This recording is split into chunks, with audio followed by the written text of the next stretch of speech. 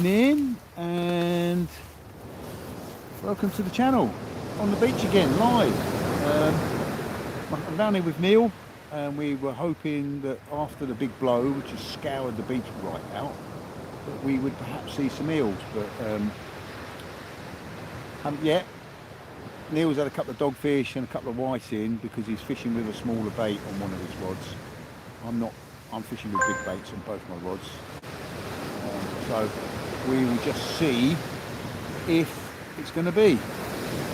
Let's turn it around so you can see the rods. Just make sure it's all working.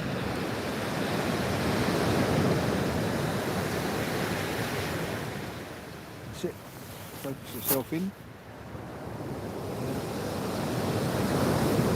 Neil's walking down a bit. Oh, Neil's winding into something. Let's turn this around. See if he's got anything on there.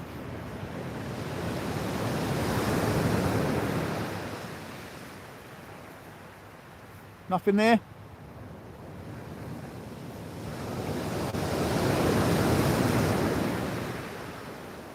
Hi Keith, thanks mate.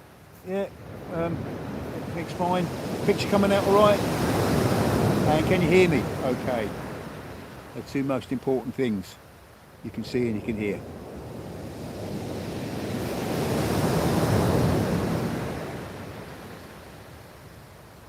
Couldn't quite get all the work and sort of getting all the rods in.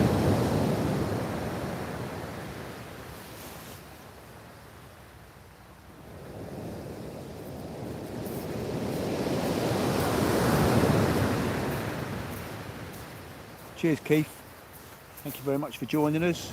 So it'll start at 7, I think I'm about 5 minutes early, which is unusual for me. Normally I faff and fanny about and I missed the start time, so I'm early tonight. So you're the first one watching, and welcome. Well actually it says there's 5 people watching. So whoever you are watching, come and shout out, say hi, let us know who's here. Monster Carp, hello mate. How you doing? It's getting to be a thing now, you and me on lives and things. Don't know how many more of these lives I'm going to do out on the beach, to be honest. I think it's about done, really.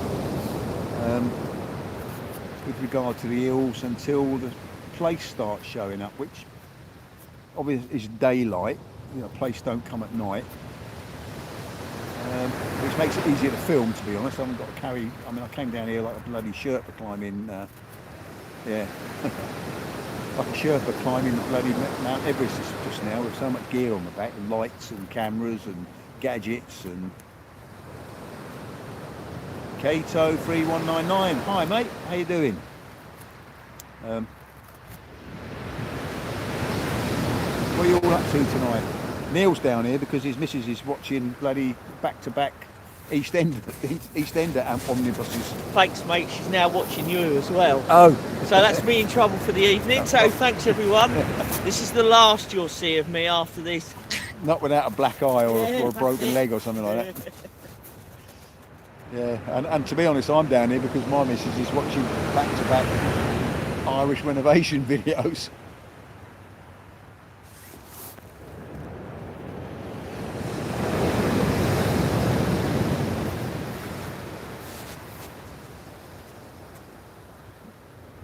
Alright, KTO, my name is Bishop. Alright, fair enough.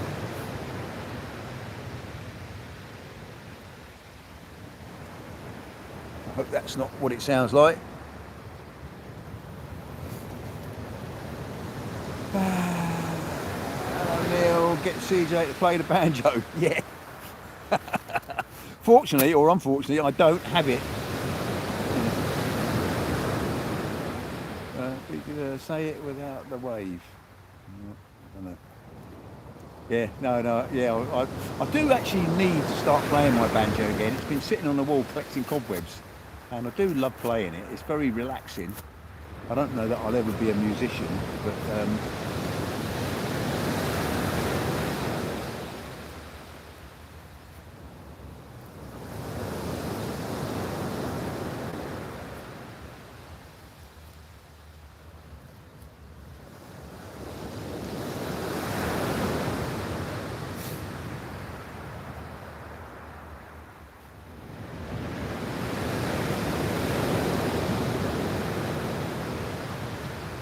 Yeah, as I say, it's quite. It exercises a different part of your brain, so it's very easy to sort of lay back and be picking the banjo and you just go to sleep.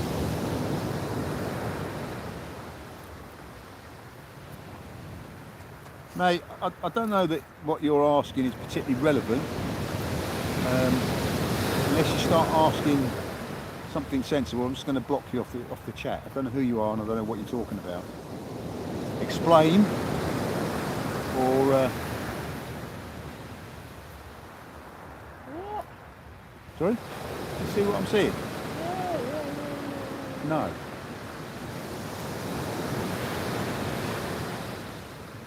Hey, how come I can put block on it? But I was just looking. I don't know. No, he's been timed out. Deleted by Richard Jarvis. Cheers, Richard.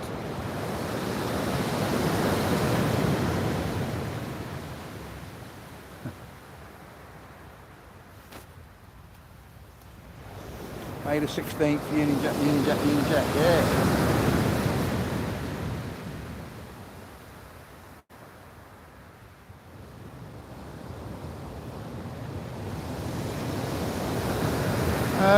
Kipper Sniffer. I like that name. No, I haven't caught anything yet. Neil's had a few whiting and a few dogfish. How many dogfish have you had? 2? I've had 2, yeah. Right.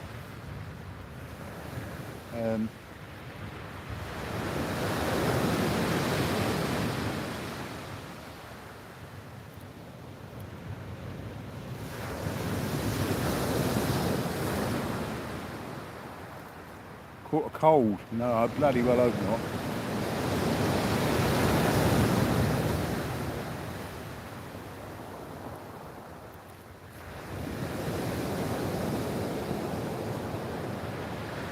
Mate, you are absolutely right. It's about being here, and it's about sharing it with you guys. I mean, hopefully you're sitting in a nice warm living room somewhere or somewhere warm. Now, Yes. But you can hear the waves. And hello Barry, all right mate. And it's those waves. It's just such a relaxing zone. I used to own. I still own a house very close to where we're fishing actually, and oh right, yeah. And this is what I used to hear all through the summer. I had the windows open in the summer, and all I could hear was this waves going on the shingle, and I never had a night I couldn't sleep. Yeah. And if you're living in Derbyshire,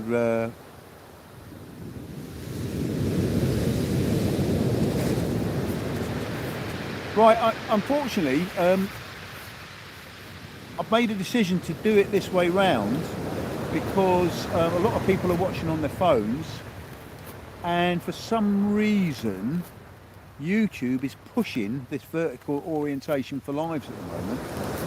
So I'm not quite sure. There was some message I got today about I can broadcast it in both, and I'm not quite sure how to do that. I'm sorry, but it will stay in this vertical orientation for a little while. I always used to do it in the horizontal orientation because that's the way that my channel is. But as I say, there is some reason YouTube are promoting this at the moment. So I'm sorry. Yeah. Well, I mean that's for elvers, though, isn't it? That's for common eels. Yeah, common eels are highly protected because I think the people that were catching elvers, were just wiping them out. And there's so many elvers caught that the return failed. They'll come back.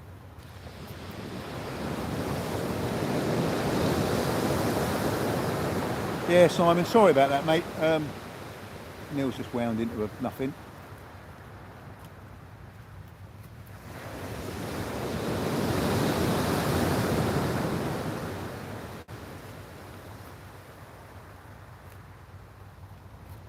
Yeah, Simon, the lives are kind of geared up for people that are sitting watching this on their phone. Unless I get lots of people saying you want me to go back into landscape orientation.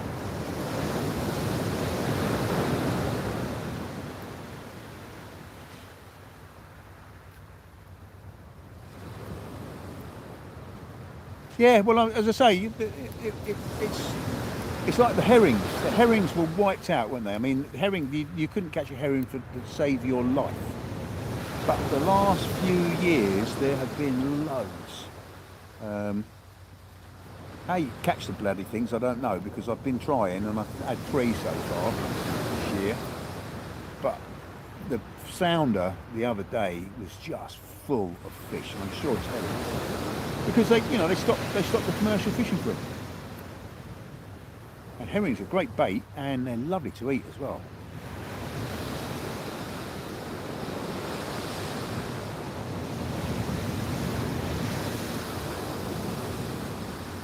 I think with the issue with the eels is because they breed out in the Sargasso Sea, which is hugely deep. The breeding grounds are never going to get wiped out. So if you leave them for a few years, they will recover.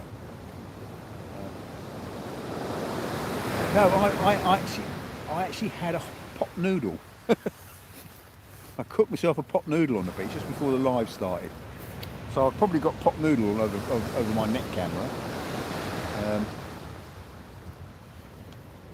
And no, very remiss of me, I didn't bring any ginger biscuits. So all I've got left is a cup of tea now.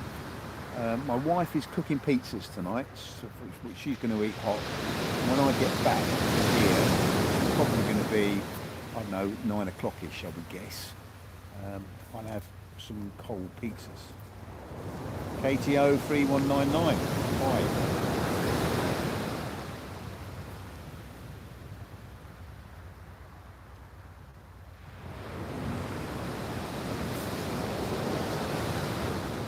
Oh boy, it's letting all the adults going back, and it broke the cycle, yeah. Yeah, thank you, Richard.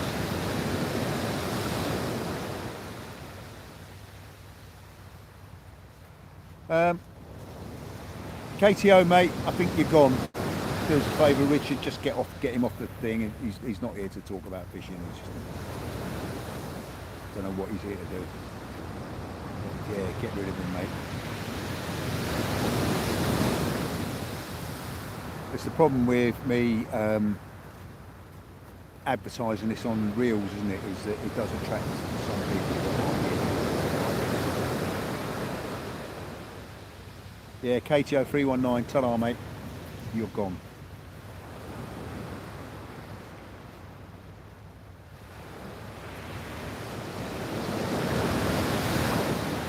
Kipper Sniffer. Anyway, I've subbed. I'll see you about. Yeah, mate. Yeah. Where are you based, Kipper Sniffer? I say I love that name. I wish I'd thought of that. Right, Steve.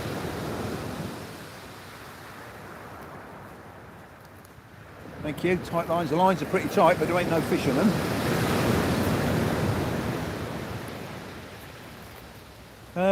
I did do a video on cooking it, actually. If you go back a ways, I did cook some Bristol waves. All right. Well, I am looking to come down that way to go fishing. So if you ever fancy a trip out, give us a shout. I'm down in Weston-super-Mare next week, but not fishing, for work, unfortunately.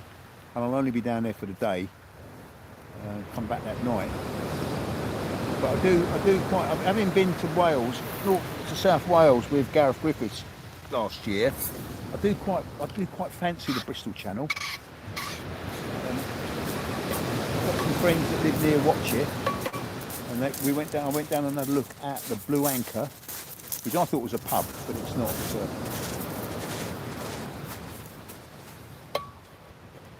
Neil's come back. How you getting on, Neil? Yeah, not too bad, not too bad. We've done that bait over there. I'll put a bit of squid out now, see what that's like. Yeah, I've made up 2 baits which are sitting there waiting to go out. Yeah. One of them is a bit of herring with some squid on it, and the other one's a bit of whiting with some squid on it. Give it a go. Yeah, I think it pays to mix it up a bit. Yeah, no, absolutely. Had cod and mullet in your net, mate. cod have vanished around here. No And unicorns. mullet, bloody mullet, don't talk to me about mullet. I've spent many hours trying to catch one and still failed. I just don't know what I'm doing wrong. And I've been going with some people that know what they're doing with mullet, and either I'm a jinx or wet, but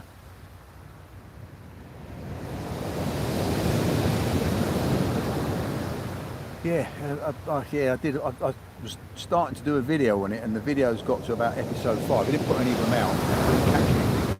And about episode 5, it was kind of, how do you catch bloody mullet? So, yeah. The temperature here, well, it's because we're right down by the sea. It's not so bad. It's forecast to go down to about 0 tonight. It's probably about 2 or 3, I would think. But actually, it's not too bad. I've got an electric vest thing on, and at the moment I'm too hot. It involves me getting under quite a few layers of clothes and to switch it off. So I shall just appreciate it being hot, I think. What's Neil up to? Let's have a look around here. Put some light on him. Oh, well, getting blinded now. There you go. There's Neil. Let's put it on a slightly lit, that's better. Warm light. Brings out doesn't show up his wrinkles quite so much as the harsh white light. Oh, the vanity. Mate, man flu, yeah. Women don't understand, do they?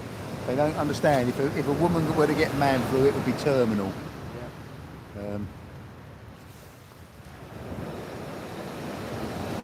Motscop says hello.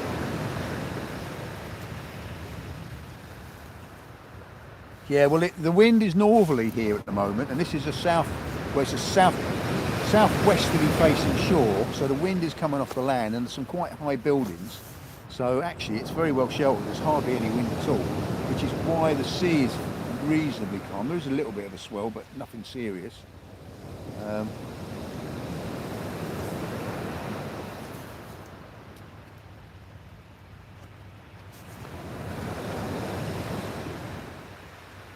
I've got a new toy. You might realise this gimbal that's on the phone is on a gimbal. It's meant to track me, but it doesn't seem to be working properly. But probably because I haven't set it up right. Sorry. What make is that one? It's Insta. Insta. Yeah, so it's the same make as my 360-degree camera. Oh, okay. Oh, nice. Yeah, it's pretty cool. It's pretty cool. As I say, if I set it up right, it would track me. It would follow when I move. But I thought I'd got it set up, but it's not doing it. It's not a problem. It just means that it's easier to move it around. I think on the one that I've got, you set it up to, like, you get like that little yellow square, and you have to get that on the person's face first, and then once you do that, it then follows them from there. It will do that if I'm using the Insta software. Because I'm on YouTube here. Oh, of course you are. But what you do is you set it up on the Insta 360 software, and then you leave it running in the background, and so it tracks you, which is what's meant to have happened. Okay. But it didn't. And the only way that I could get to try and set it up is probably to drop out of this live and then come back into it, which I don't want to do. So.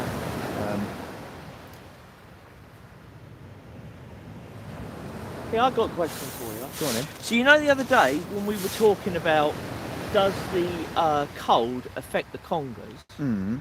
And you quite rightly said, well, when they're on a wreck, they're in deep water anyway, so it's going to be cold. Well, I asked somebody about that today, one of the tackle shops, and he said, but what you got to think is the congers here are coming into shallower water, so maybe that shallower water sudden drop of temperature might send them out a bit further. Well, it might do. I don't know.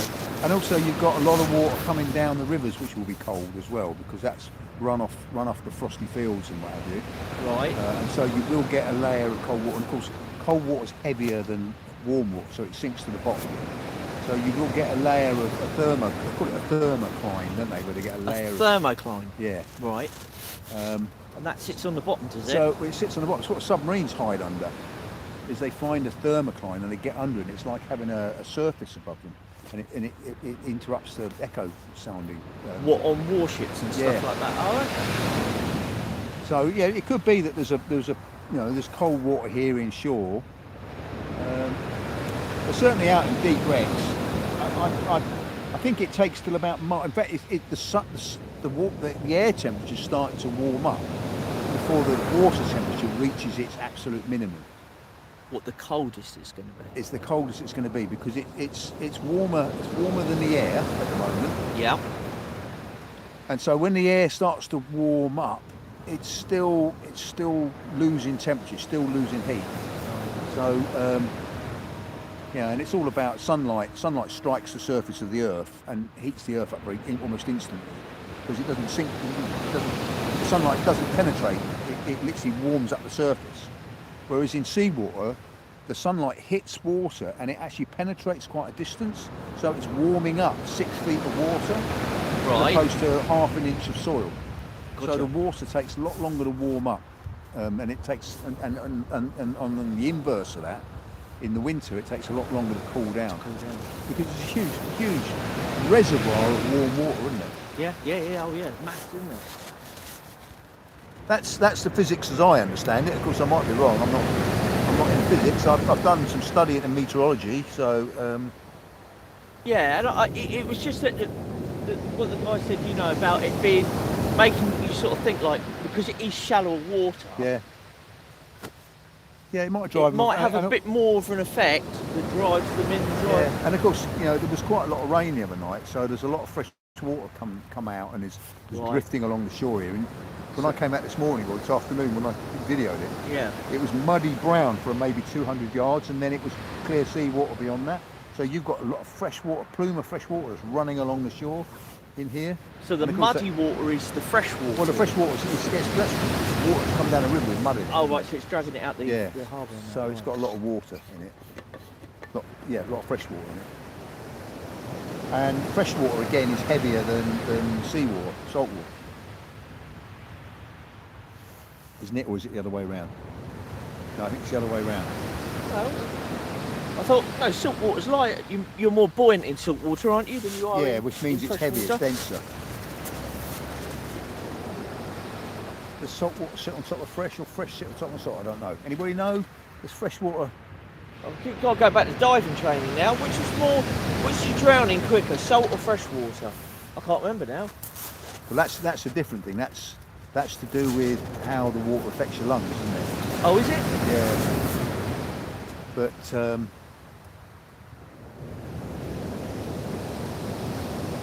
and am I right in saying there's a thing called dry drowning? Yeah. So where everything shuts off? Yeah.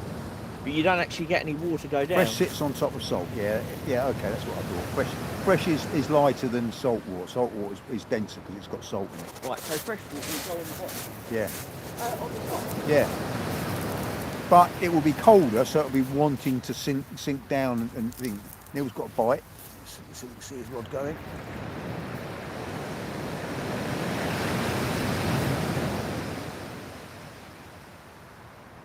Hey, KD, how you doing, mate? How are you doing?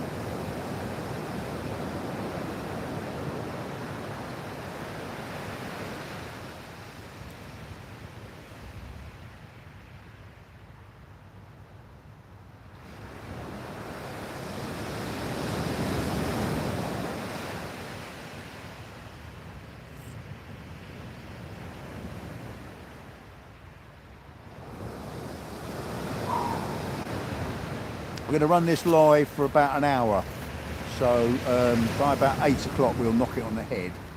So assuming I've got battery power, in fact I might want to charge that phone up a bit. No, it was fairly.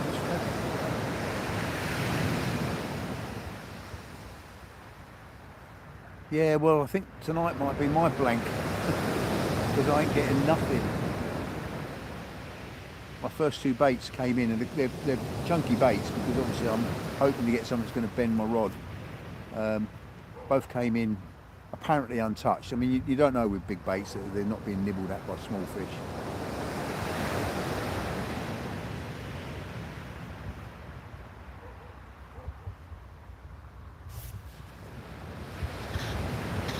Where did you go today, Katie? Where did you go fishing?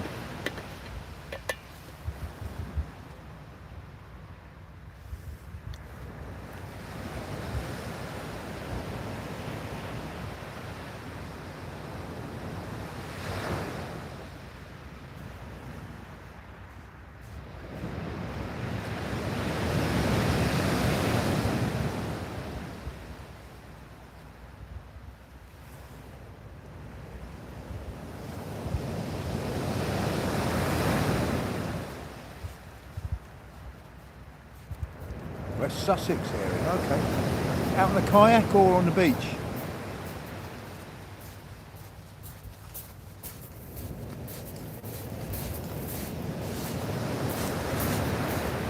Usual story, you walk all the way over there and it stops. Yeah.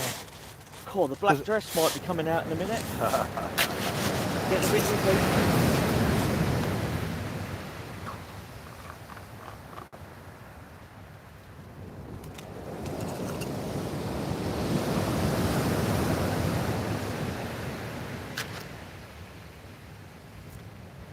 Right, I did start out film for the channel at the start of this session, which I've stopped for the duration of the live. And if things start happening,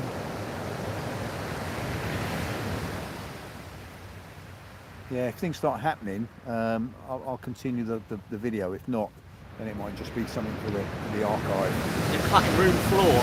Cutting room floor, yes, it will go on the cutting room floor.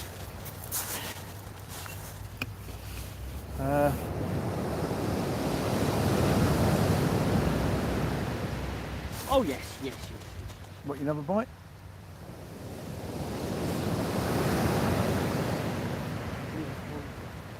Now I'm looking at it, we're all focused on it and there's nothing now. They get camera shot, I think. Fishing the flooding or the ebbing. What do you think, Neil? Do you fish the flood or the ebb? What do you do? What do I prefer? Yeah, I mean, Parkerzilla, I've never been beach fishing, but want to try a Bishopstone near Seaford because it's easy for me to get to, train station very close. Do you recommend fishing the flooding or ebbing tide? What do you reckon? Well, I've sat in the boat before and the flood's been rubbish and the ebb's been brilliant, and vice versa, and on the beach. But the one thing I will say is, like fishing here for the congreels and stuff like that, it's definitely taught me not to overlook low tide. No. And fishing, like some people would fish 2 hours before high, 2 hours after high, you can do the same with low tide where it works, if that makes any sort of sense. If you know or try it. You fish the ebbing tide down to the low water? Down to the low, so fish the ebb down and then flood it 2 hours as well, as opposed to two on the flood and 2 on the ebb. You just reverse it for the low tide. But I think low tide, I don't know everywhere obviously, but for particularly here, the low tide has got to be in the dark. Yeah. For things that I would fish for, so like the congers, the rays. Yeah. For me, the low tide would be, if you're going to fish the low tide, it's got to be in the dark, and I would fish 2 or 3 hours before, or 2 or 3 hours afterwards. Right. Yeah. So I think you definitely need the water moving. Slack water at the bottom of the tide and slack water at the top of the tide, it does go a bit dead, doesn't it? But I think that both have their merits, and I when I used to fish here a lot, I mean, I used to live within 20 yards of the beach here, and I used to come down here a lot. I only really ever fished the flood. Oh, hello. Hello. I've just had an inquiry. And Neil has as well. I mean, we're fishing the ebb now. I would have liked to have fished the sort of last couple of hours of the flood, but unfortunately the flood was still in daylight. I would have liked to fish the, if it was a flooding tide, when the top of the tide is in the dark. The 2 hours before that. Yeah, I don't know if you're seeing this left-hand rod, but it's definitely got something pulling on it. Nothing serious. It's making the red light flash. which is the first time it's done that for a little while. Quite a big bait on there, however. So if it's a dogfish making the inquiry, it'll just gorge itself on the bait and won't get the hook in its mouth. Or if it's big eel, it's just mouthing it, you'll leave it to develop. And then hopefully we'll see it try swimming off with it, and I either get a slack line or a great big lunging bite. But yeah, now going back to fishing near Bishopstone, you've got the Buckle car park there, but the Buckle is a good spot to fish, and it will be absolutely heaving with place in about a month's time, month to 2 months time. Whereabouts is that, Chris? Buckle. It's down the far end of here before the road does the right to go underneath the bridge. You've got a little car park on the right. Oh, is that coach park? Well, there is a coach park, but then next to it is a car park. Right. There's a big house with a big turret there. That used to be the Buckle pub many years ago. Oh, okay. And that's good for place, did you say? Well, the place will be there. I mean, it's good. It's a good fishing mark for all sorts of things, but it's a good place mark. It gets a lot of people go there, and I think it's a bit of a self-fulfilling prophecy. There's a lot of people fish there, and so you hear about a lot of fish getting caught because it's very convenient, because you can park right there on that little car park. It's a free car park, and you can park there and fish on the beach. It's got a lavatory there as well, hasn't it? There's a lav there, yeah, there is. If you fancy a bit of cottaging.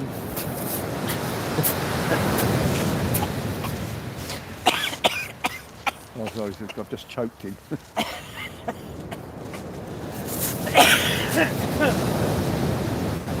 Oh yeah, that's it. Kill me off. Yeah, no, it's good. It's the location, I think, of the last attempted invasion of Britain. There was a band of French pirates came ashore there, and it was the Battle of the Buckle. And Sir Rodney Pelham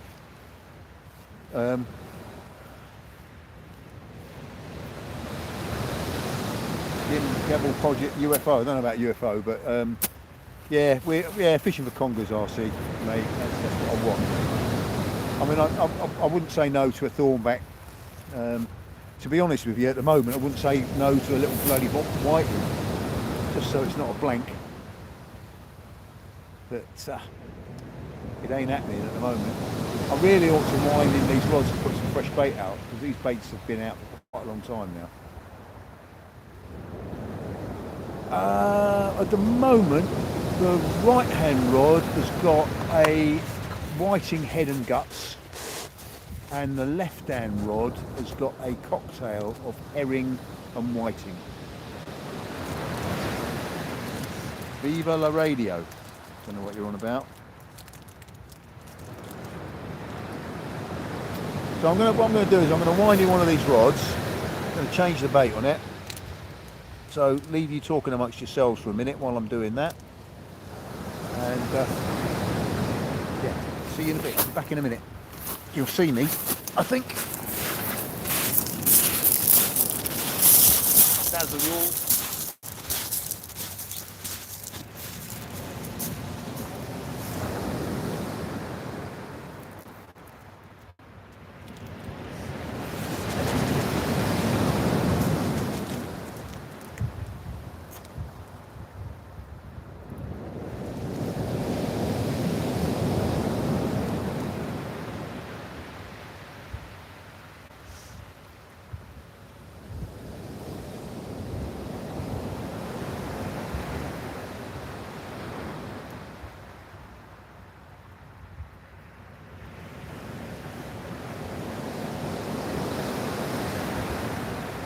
Somebody's put on about, is there a UFO or something? Well, the funny thing is, a couple of weeks ago when I was fishing down here, out there, and I kid you not, there was a circular light, as if, you know, like if you put a torch straight down on the ground, there was a circular light on the water, nothing else around, and then it disappeared. So it wasn't a helicopter with a used Well, I probably would have heard it, would I not? Been there It wasn't very far. I was fishing down the beach one night, Yeah. and when Elon Musk's sky thing was going up, I mean, suddenly look up and there's a line of white lights going across the sky. And it went on for a long time, and it wasn't until afterwards we read about it and realised it was Elon Musk satellites. Oh yeah, when he sent them up. Yeah, because he launched them, they all went up a long time. Dispersed, spread out. It was quite surreal. Oh yeah, to see anything in the sky you can't explain it. But this was just a circular, like your head torch is on the floor now. It was like that on the water and then went.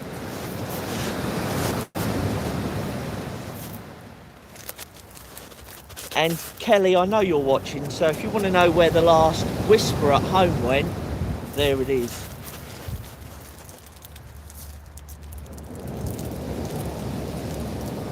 Was that right? No, probably me dropping the rod on there.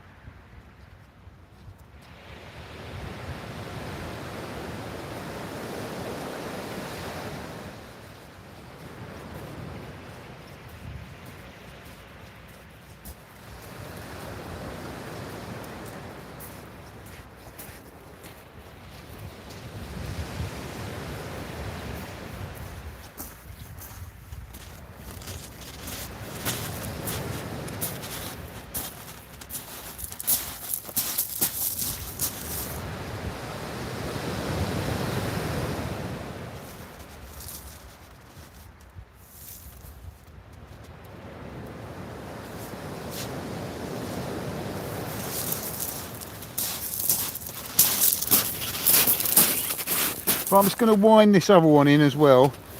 Rebait it. So I'm sorry about this, but just bear with me. Won't be long.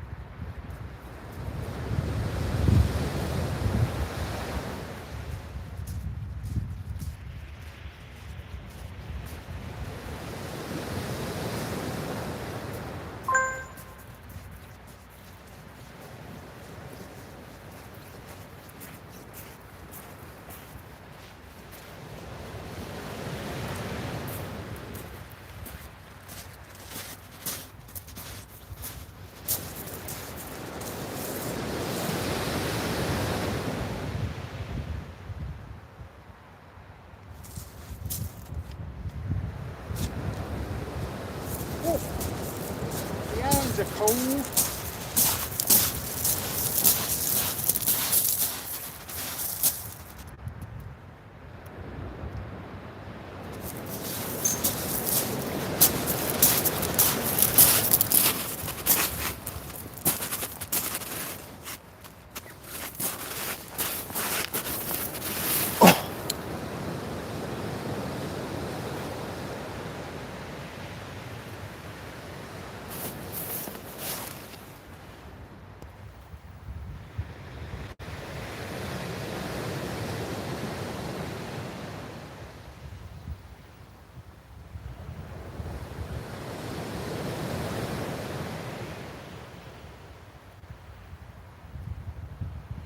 Yeah, it is a bloody nippy night, mate, and in fact, I'm getting out me nippy night secret weapon. Except for...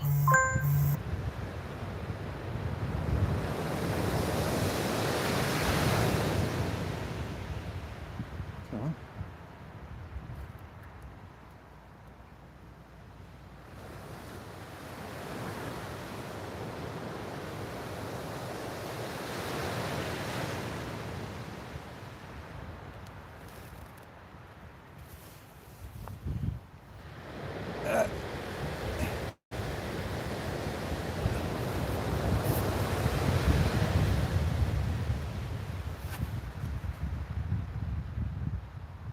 Yeah, square, why not? Roger Lands, hello mate. There's a we're calling. Alright, yeah. I'm just going back through the messages here, guys, so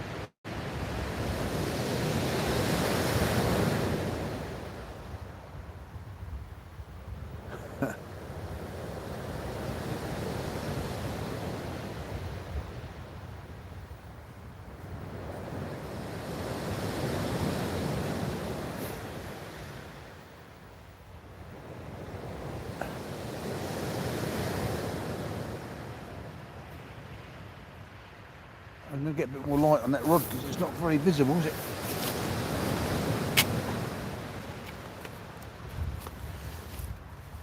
That's better.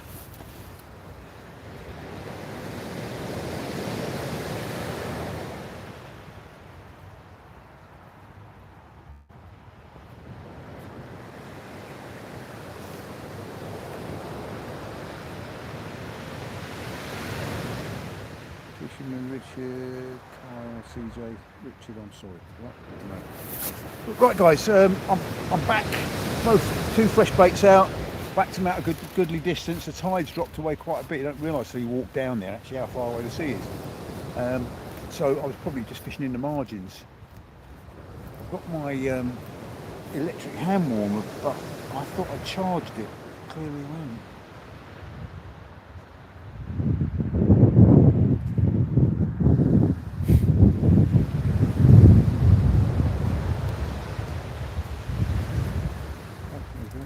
There we go. So I'll just show you what I'm looking at here. Let's turn this around. Turn that off. These things are the Mutt's nuts. Right, they're electric hand warmers. You heat them up with a USB. So you just plug them into a USB cable to heat them up or to charge them up. And then I've got it on 3 bars there, and that'll be red hot in a minute. Really good. So, you know, for warming your hands back up again, which I'm doing at the moment because my hands are almost numb with it, with the cold. Or you stick them in your pockets, it just warms your clothing up. They're really good. It's really, really good. I don't know. I mean, there's a number of them on the market. You just look on Google and see if you can find them. They're not hugely expensive, and they are also power packs, so you can use them as a power pack for charging your phone up. I think.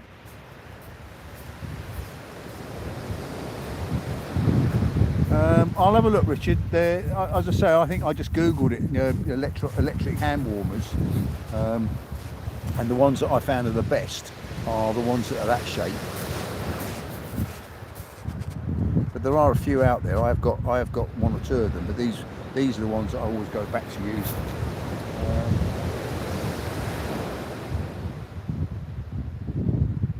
think they say Cooper. You can see it's pretty well worn off. Let me put that up to the lens so you can read what it says there. For some reason my camera's back to front, so you have to read it backwards. But Cooper. Yeah, and as I say, just Google electric hand warmers. And as I say, once they warm up, in fact these ones were getting too hot the other day.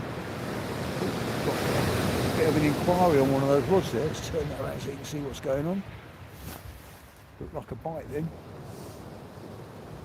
Oh well, I've forgotten what a bite looks like. Yeah, Richard, have a look. If you can't find them, or when I get home, I'll have a look and see if I can find the ones that these are, and I'll ping you a PM with the deal. Oh yeah, I've got a bite. Would you believe? Definitely a little bite. Now one of those rods has got a fairly small bait on it. I think it's actually this one, so it could pick up a whiting. Only to prevent me getting a blank. No one likes a blanker.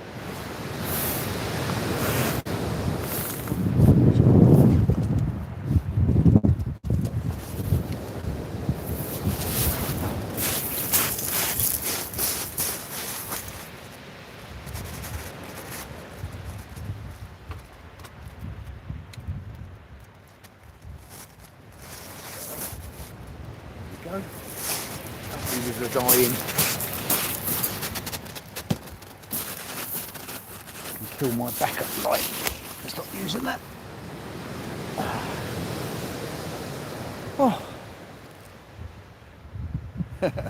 Yeah, I've had a whiting out for the conger for several hours, and we all know that conger like them, but the conger that are sitting off here at the moment have not got that memo. I don't think. Oh, I've got a bit of an inquiry on a right-hand rod as well. Definitely got an inquiry on right now. One of those rods has got a big bait on and one's got a little bait, and for the life of me can't remember which is which. So we'll see which one bends over double. Oh, drink some tea.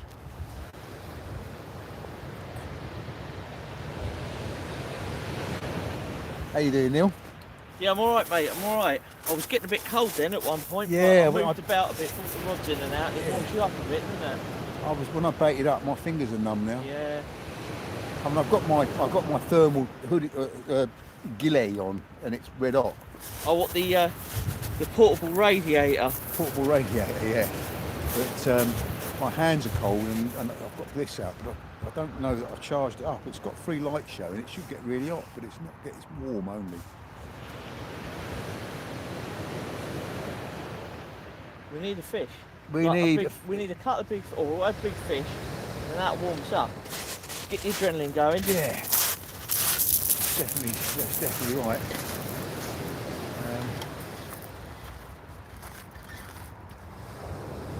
Had a couple of hot toppies. Hello Neil, how are you? That's from Richard. Who's that from? Richard Jarvis. Hello Richard. RC, is the beach you're fishing known for conger? Well, the man we're fishing with here, Neil, is known as Neil the Eel because of all the eels he's caught off this beach. I pale into insignificance, but certainly a month ago, about 6 weeks ago, I had 6 in one session, and then I had 4 the session after that. But it's kind of that time of the year now. It's never great this time of the year. I mean, there'd be whiting. If I wanted to put like a 3-hook flapper out with worm on, I'd probably catch loads of whiting. But who wants loads of whiting? That's my viewpoint. If they don't go back, they die. Yeah. Very seldom do they go back. And there's only so many you can keep for bait. Yeah, and I've got a fair few. Oh, yes. Hello. Hello. I think that might be the old diamond dog. Oh right. Oh. So one of those rods has got a bait that a whiting could get in its mouth.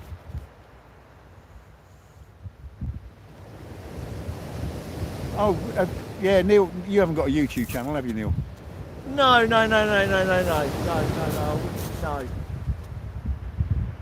I dabbled a little bit with it, but at one point, but no, I don't. I mean, it still is my, like, what I use for YouTube, Yeah. but no, I don't put anything up on there. He's on my channel. Yeah, exactly, and I if I ever make a video, it's only for my own sort of purposes, really, just to keep, because photographs are nice, but if you're there with friends and stuff like that, you recapture a little bit of the moment and stuff, you know. It's nice to have a video if you can. Well, I mean, I've done two what would you call them, albums this year. I've done my overseas stuff, and then I did one on the boat. And I don't know, they've not had huge viewage, but they've been real fun to do because it's made me go back and watch my sessions for 2025. And you know, my recollection of 2025, it wasn't a particularly good year, but when you watch the videos back, I had some cracking sessions. Yeah. I mean, that session when you and me and Jay were out there and the eels just suddenly went loopy. Yeah, they for did, about didn't an they? hour. Yeah. And I didn't hardly scratch the surface of it on the video. It was just too busy. Well, and that's the thing. And when I watched, it was last night it went out, wasn't it? Yeah. So when I watched that last night, you know, again, like I say, you know, it's all right going through and looking at the photographs of the fish that we had. Yeah. But then you can see a little bit of the crack that we have as well when we're out there and that, you know. And it's nice. It's nice. Because, I mean, years ago, before everybody had a video camera or a camera on your phone, you took one Kodak thing, wound it on, and then you filled out a little fishing diary, and that's how you sort of saw what you were catching over the year and the previous year in one little photo. But now you can go through videos and videos, you know, that's easy for everybody to do as your fishing record. I don't say go on YouTube with it, but, you know, to make your own fishing records, and you get to relive a little bit of it as well. Yeah, I mean, I quite like doing the YouTube thing because it's kind of, I mean, back in the day, back many, you know, 20, 30 years ago, I used to kill everything I caught. All went in the freezer. Very few of it actually got eaten. Right. But by making videos, I don't feel the need to do that anymore because I record and I get the enjoyment from reliving that catch over and over again on video, and also sharing it with people. Yeah, and you're catching stuff on camera now, not just catching it, you know, like sticking it in the freezer. Freddie, mate. This isn't the channel for this. Please, will you stop doing that? If you carry on, we'll just block you. Yeah.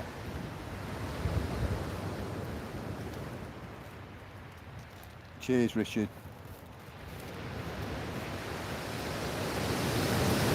I mean, it must mean that I've arrived on the YouTube scene, that I'm getting people spamming me. Please don't do it. It's a fishing channel. If you want to go and bother your God, go and do that in your church. Don't do it on my channel, please.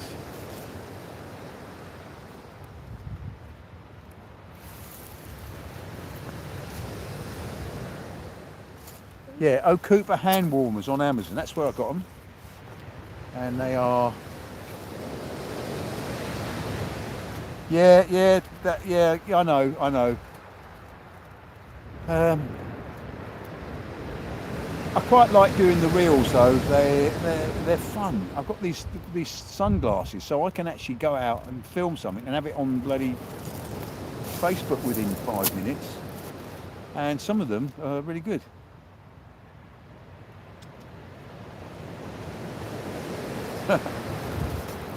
Right, so we were debating this. Is your name Darren or Dazza? Because I thought you were Roger Allen. Yeah, community chat only, please.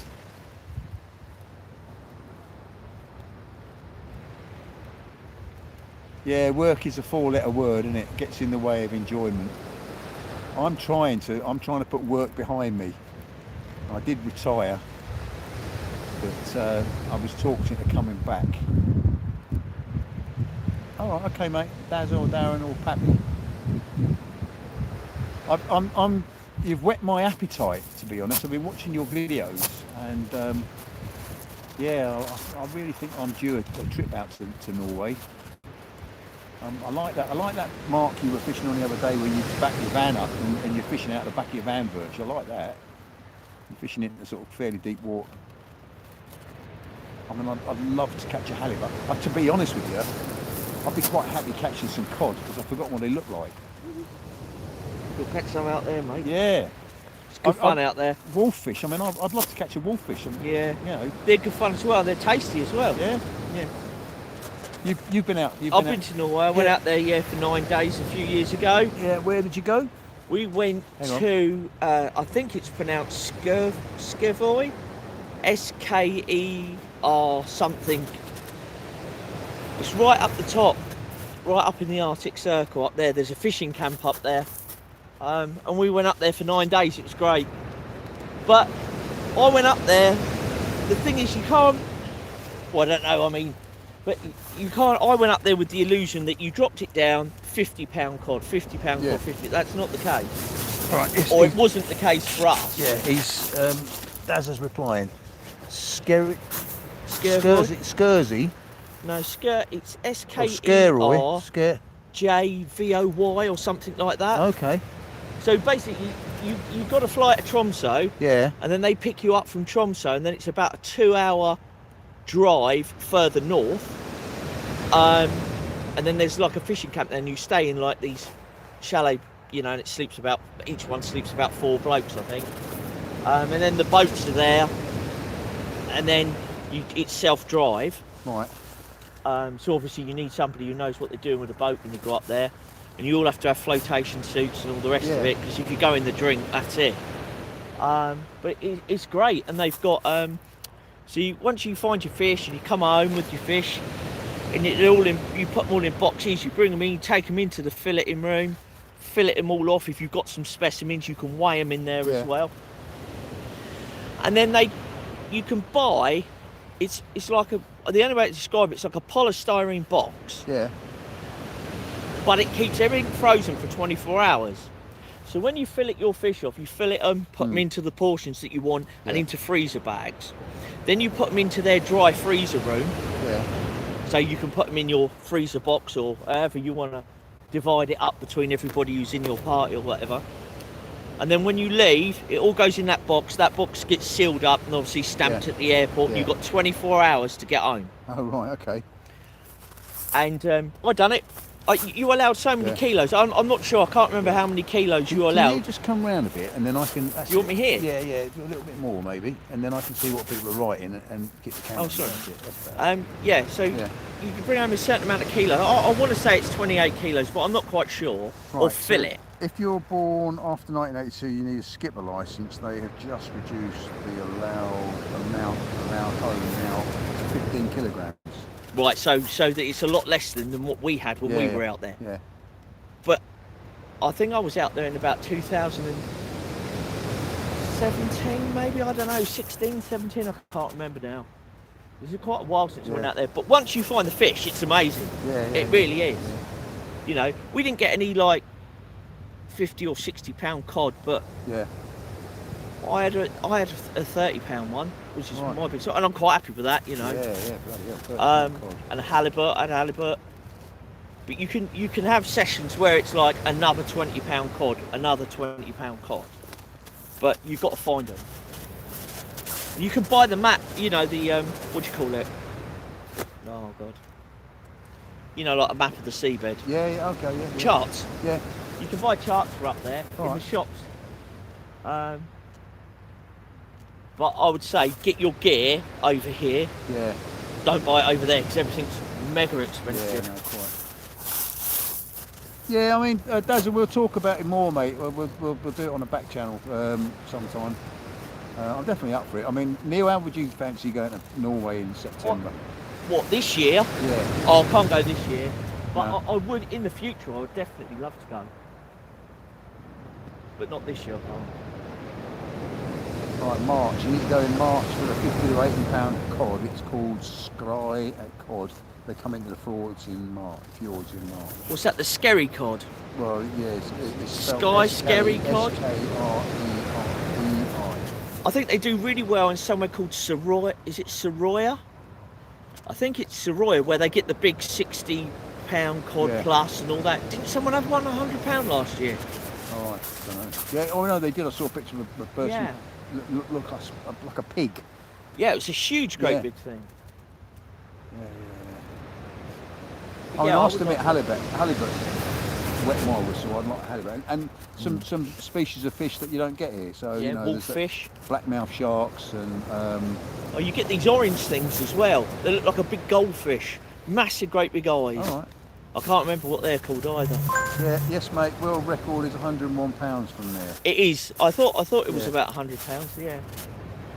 Yeah, well, we're waiting for that British record here off the beach here at Seaford.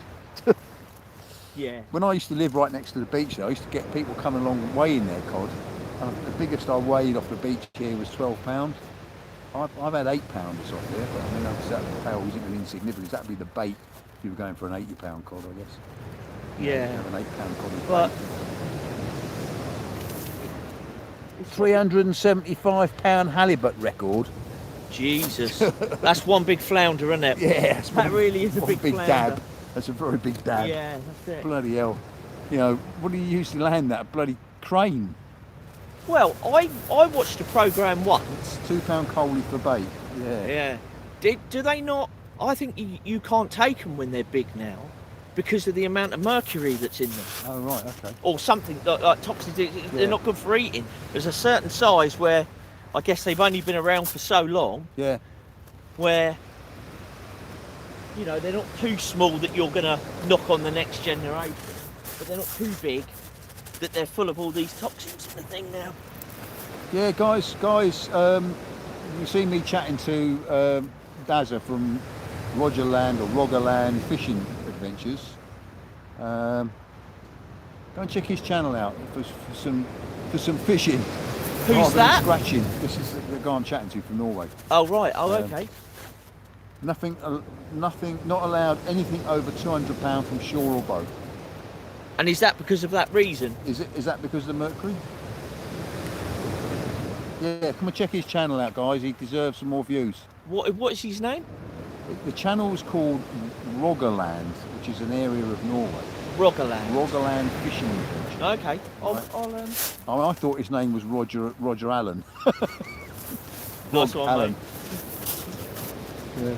But yeah, Rogerland Fishing Adventure.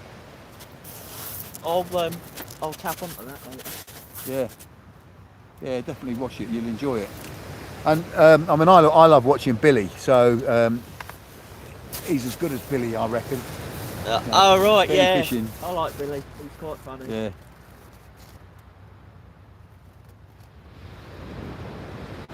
I got that. Shouting him out, not shaking him out. I think everyone understood that. Bloody AI and spell checkers and fumbly thumbs. I couldn't type tonight. The fingers are bloody numb.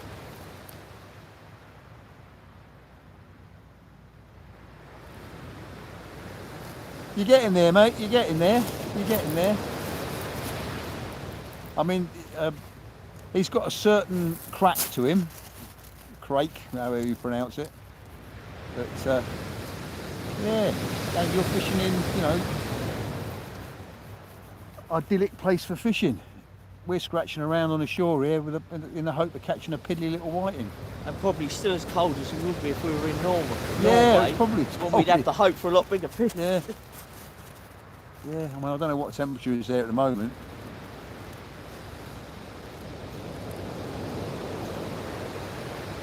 Yeah, let's not compare channels, but what I would say is this. If you found Billy Fish and you watch his channel and you enjoy it, you'll enjoy watching Dazza's channel.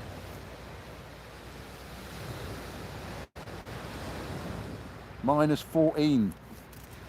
I bet it's a -14 is not as cold as it is here. It doesn't feel as cold as it does here. But I mean, having said that, you've got a fairly moist climate in Norway as well, don't you? So, I mean, I can remember working in -12, and it didn't nowhere near feels as cold as it does here, because it's so bloody damp. Me and my dad, we went up to Norway, sledding with the husky dogs. Yeah. minus 28. I have never been so cold. I don't even think I've thawed out yet. That was good fun, but it was cold. Yeah, I wouldn't go out in shorts in it either.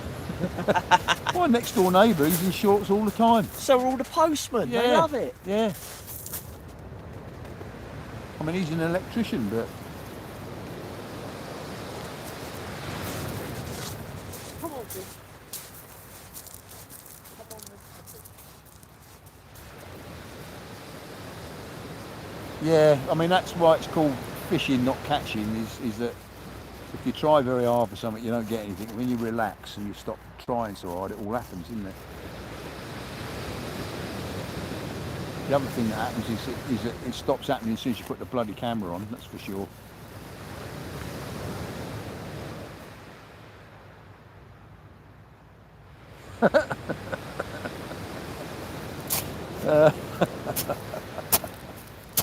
Yeah.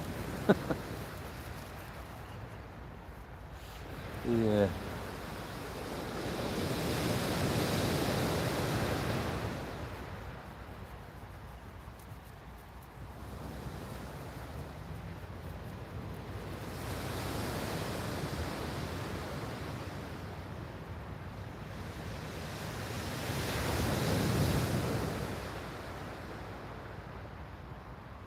I'm fishing on the beach at Seaford in East Sussex. Well, we're calling it fishing, but I'm sitting on a beach looking at 2 rods at the moment. There's no fish involved in it whatsoever, other than the bait.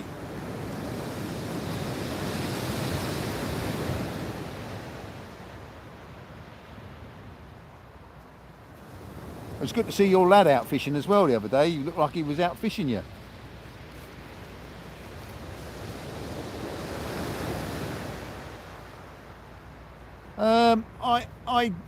I haven't used Dave's special sauce.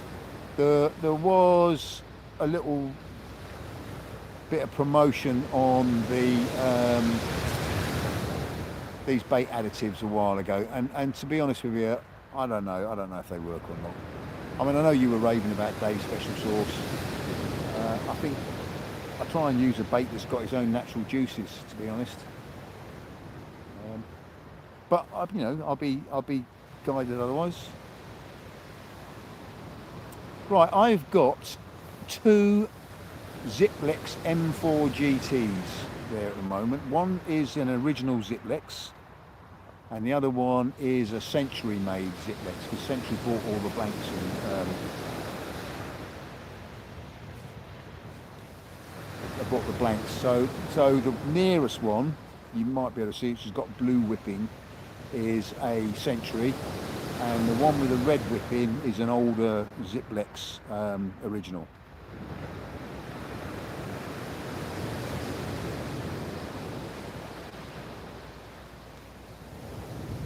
Well, as I say, if you like Billy, check out Daz's channel. As I say, I thought his name was Rog Allen, but it's not. It's Rogerland Fishing Adventures. And you know, he's living the dream there, fishing in Norway, if you're into that sort of fishing. I mean, I do fancy going there. I'd rather go when it's warm. I mean, I don't mind the odd mosquito.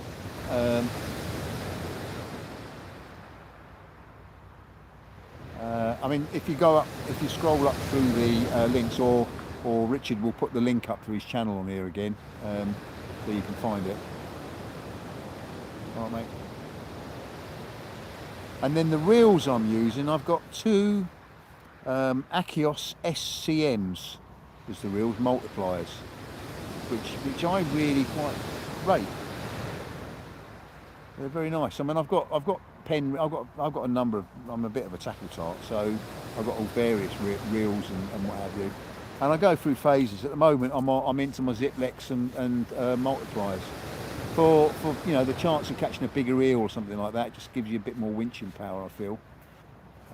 I've got some lighter rods, but when the place starts to show, I'll probably go back to fixed spools and lighter rods, because I think I can cast a longer, lighter rod with a fixed spool on it further when it's not too rough.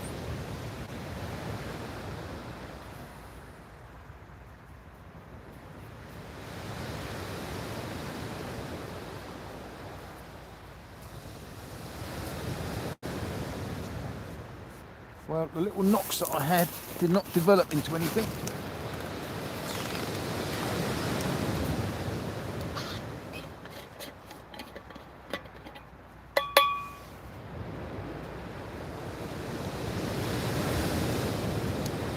If you're looking out for channels to look at, I found a guy in the States called, the channel's called Hey Skipper. He's a surf fisherman out there. It's interesting to see, quite different, but yeah, good. And he goes to places. He was in Japan fishing and what have you. Quite a good, very enthusiastic guy. There was another channel that Neil recommended to me, which I found last night, which is again, guys in the States. What's the name of that channel that we were talking about, the overseas one? Sorry, mate. Say that again. What was the name of that channel that you told me about, where he was on the beach with all them women? Oh, what, the shark fishing ones? Yeah. Oh, Coastal Worldwide. Coastal Worldwide. That's it. That's an entertaining channel, and it was good for me because the one I watched last night, he was out on boats, jigging and popping for tuna and he was trying to get Kubara, which again I've had a go at and I think I've lost but never managed to hook one.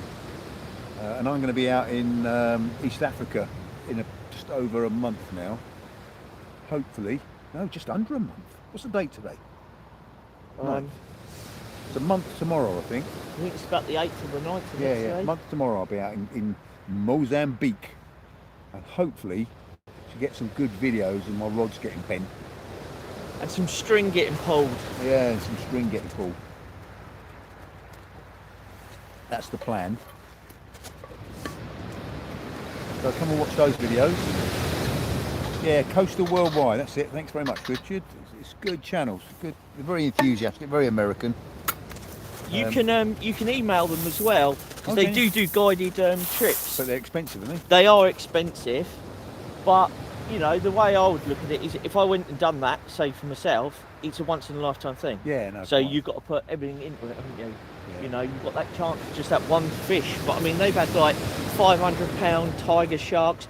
They've had 2 great whites off of there as well. Oh, right. I think they're in like, is it Pensacola? Pensacola, Florida. Yeah. That's where they do their land-based shark fishing from. But I've spoken to them over the internet. They're really nice guys. Yeah. I mean, they do this kayak where they take the bait out, Yeah, 200 or 300 yards on the back of a kayak. And I would think that's quite scary when you're fishing for big sharks and you're out there in the dark in a kayak. Yeah. Right, the reels I'm using, as I say, they are Achios SCM casting. No, I think they're just SCM reels. One of them is a limited edition. It's got a serial number on it. It was a weird, because they did a limited edition 1 to 100, and then they did 100 to 200, and I don't know how many. So it ceased to be very limited, shall we say? But they're very good. They're fairly innovative. They look like the old Abu, a metal case, but they've got 2 sets of brakes in them. So they've got magnetic brakes and centrifugal brakes. So as I understand it, the centrifugal brakes control the early part of the cast, so stop you overrunning as you're whacking it. So it's a bit forgiving if you're not a very smooth caster.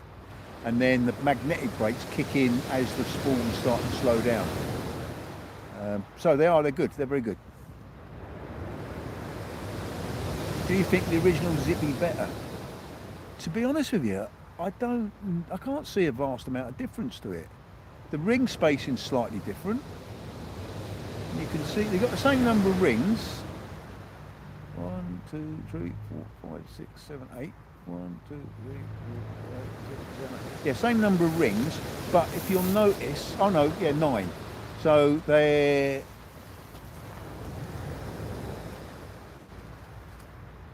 the nearest rod, the blue, is the new Century. So the first ring is roughly in the same place. The second ring on a Century is about a foot further up the rod than the second ring on the old one, and they're tighter together near the tip, which some might say means that ensures you're not touching the blank of your line.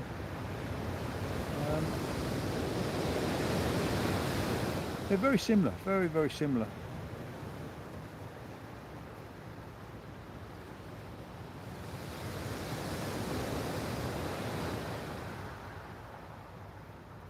Right, I am using a shock leader.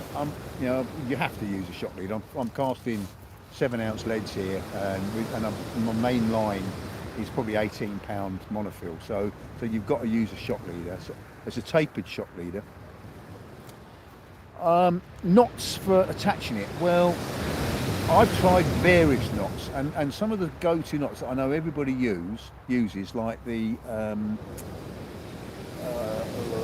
name will come to me in a moment. It's gone out of my head, but anyway, the go-to knot, it'll come to me in a minute. I found I was getting problems with it catching in the rings, and I get quite a few crack-offs at the knot. So what I use now is I use a uni knot to uni knot to connect the two lines, and I find that works really well. Strangely enough, the nearest rod, as an experiment, I tied an old age is kicking in. Bloody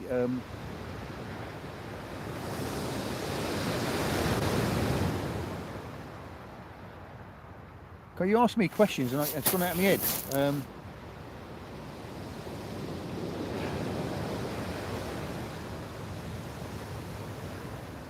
A bimini knot. I tied a bimini knot on the main line, so a big loop of bimini knot, and then a kind of loop knot to attach to it, and it's lasted forever. I'll probably crack it off now after that, but it's been really good. Bimini twist with a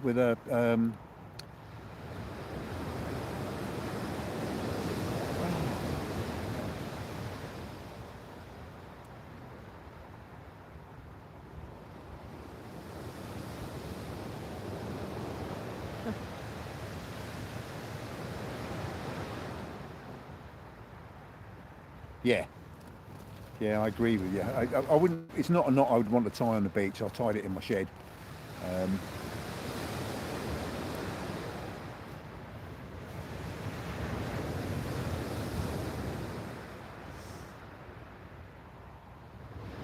Spider hitch.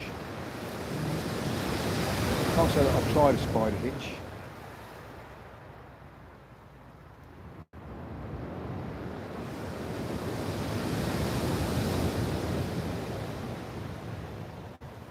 Casters fishing, mate. I have caught square root of fuck all. But it's pleasant on here. It's pleasant on the beach, good company. Me and Neil are having a chat, having a bit of a laugh. He's had a few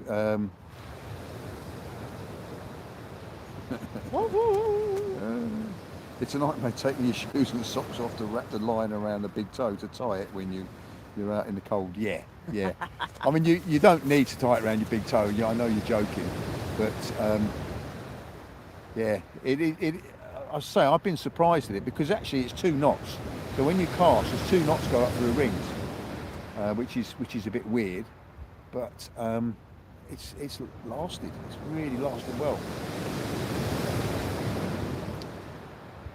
Oh, what's the name of the bloody knot I'm thinking of? What is it for? Well, there's the Alberta knot, one of the things, or a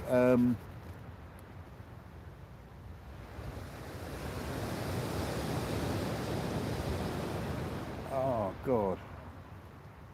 Basically, you bend the line over, so you've got an open loop, and you put your line through it, wrap it round, 8 or 9 times down, and then 6 or 7 times back, and then back through the original loop, and draw it down with a bit of saliva, and it forms a nice knot. But I just had loads of problems with it, and Albright, that's the one.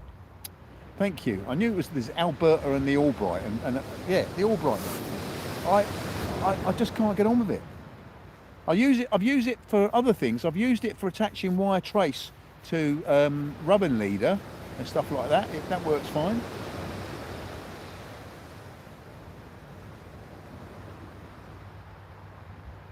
Yeah.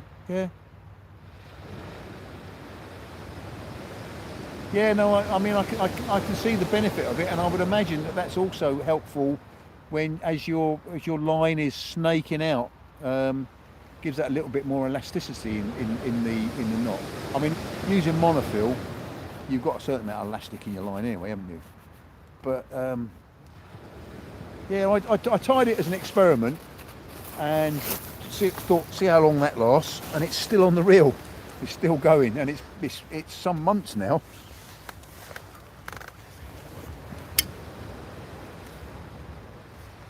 I'm gonna try, because I'm going out to places tropical. The guy who's taken us out raves about the PR knot. You have to use a tool to tie it. I mean, I join my leaders to braid when I'm out on the boat fishing. I use an FG knot, which is a great knot, and an FG knot would work as a leader knot, to be quite honest. It's probably very good. Do you use that FG knot to put your fluorocarbon on when you're bassing? Yeah. So go from braid to fluoro and use the FG knot? Yeah. I think that's the one that Ian showed me before, yeah. Well, Ian does a different knot. Oh, does he? Yeah, he does an Alberta knot for attaching his braid. Oh, okay. It's where you take your braid and you fold it in half like that, and then you put the monofil and wrap it round and round and round, and then all the way back up and then back through, and then pull it up. Oh, okay. That's one he showed me. That's the one he done when you was out. Yeah. And the Albright knot is the reverse of that. You make a loop in your monofil and you put the braid through it and wrap it round and round and round and round, and then back through. And then it draws down and it makes a nice little, quite a smooth knot. But I just have problems with it. I don't know. Maybe it's something, a way of tying it. I don't know.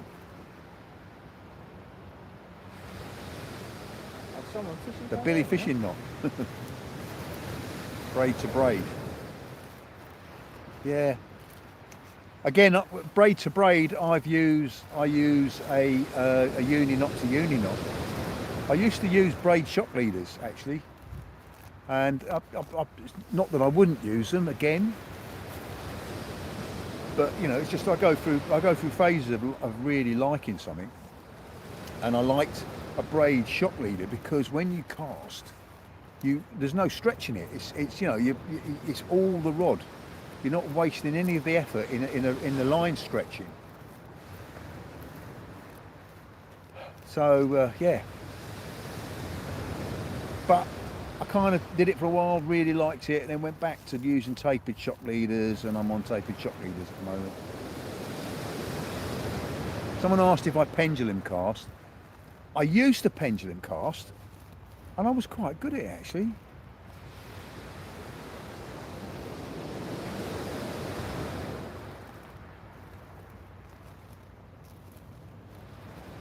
Yeah, £35 4 strand with 94 strand with FG knot with pull of bus. Yeah, it's a very strong knot. It's a very high percentage knot. The PR knot is nearly 98% apparently. It's slightly stronger than an FG knot. Having said that, I did watch a video the other day with a guy who was testing all the knots, and he reckoned the FG knot was stronger than the PR knot, but everything else you read about it says that the PR knot is stronger. But it is a bit of a faff to tie. You have this special tool that you have to spin around the line. But it seems to be the big game knot for attaching fluorocarbon to braid, or you know, fishing out and where the big teethy critters lie. They use that top The shot, issue don't they? with braid leaders, and I use them, I have lost all feeling in my index finger after years of casting, even with a finger stalk. Really? Yeah. I mean, the other thing that I've done that everybody else poo-poos and says you shouldn't do it is I've used braid on the multiplier, and I've got on with it all right. The only thing you've got to watch out for is if you ever pull to get out of a snag, or if you ever get a big fish, you've got to run your line out and make sure that you haven't buried it.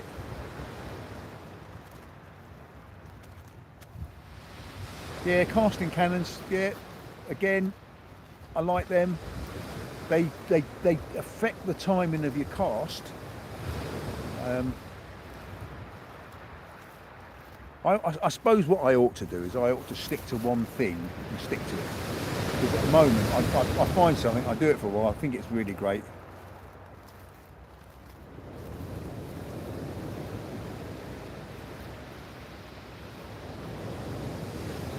Yeah, I know Billy does. Yeah, he does. He does use braid on a multiplier.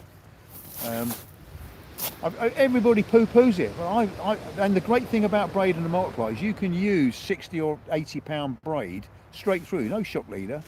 You just got the braid. So particularly if it's very weedy, I would go back to I've got one reel which has got braid on it. It's probably about 90 pound break and strain braid, and I'd use that because the weed, there's no leader knot for the weed to get jammed up on. But as I say, the one thing you've got to watch out for, and people have said it to me loads of times, and I've never had it happen to me until the other day I tried it, and I'd pulled out of a snag, and I'm casting out, and it's going zzz, and it goes unk. It stopped dead because the braid had cut into the rest of the braid, and I didn't crack off, but it did come as a bit of a shock. Yeah, if you have a blow up, it's expensive. Because it's very hard to unpick it if you get a blow up. That is very true. Yeah, it becomes a bit of a surgery job, I think, if you have a blow up. Yeah, no, you're right. I mean, on fixed balls, I'd only use braid. I would only use braid on fixed balls. I just the whole idea of big twisty horrible monofill, because obviously a fixed ball puts a twist in the line and puts a twist in the line when you're casting out and a twist in the line when you're bringing it back, and no, with monofill that's just horrible, isn't it?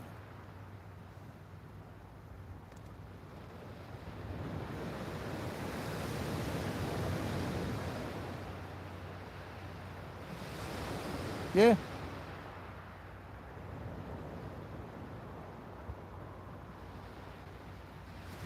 Yeah, I've been using 8 strand, I must admit. But as you say, Billy uses 4 strand, swears by it, and I hear a lot of other people talking about 4 strand.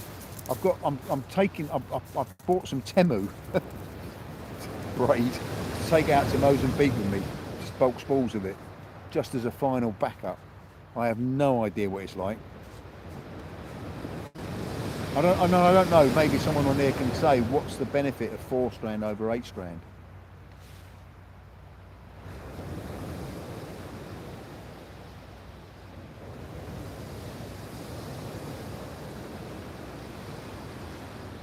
Okay, yeah. 4 strands expensive. Yeah.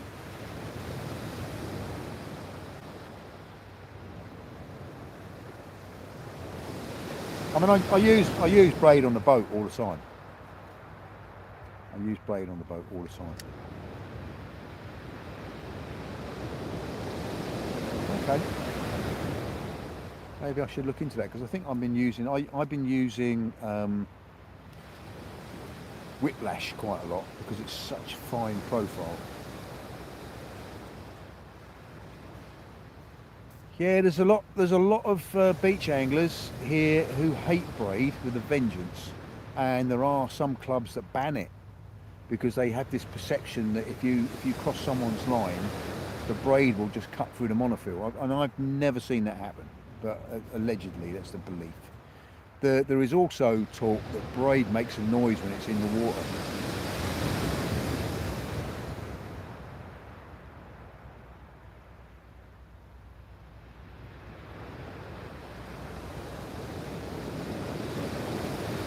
Yeah, I watched him nearly spooling it with a halibut. Yeah, you need plenty of line, don't you? I mean, the worry about that, when you get that much line out and you have a snap off, there's an awful lot of line that's going out to sea. I was fishing in the Caribbean and I caught a bloody pelican, and it took off and it spooled me and took my line, all of it. Bloody thing. Go to hook brand. Personally, and I leave myself open to criticism here, I like Cox and Rule. I find Cox and Rule, they're good all-round hooks, and they do all different models and types. But I quite like Cox and Rule.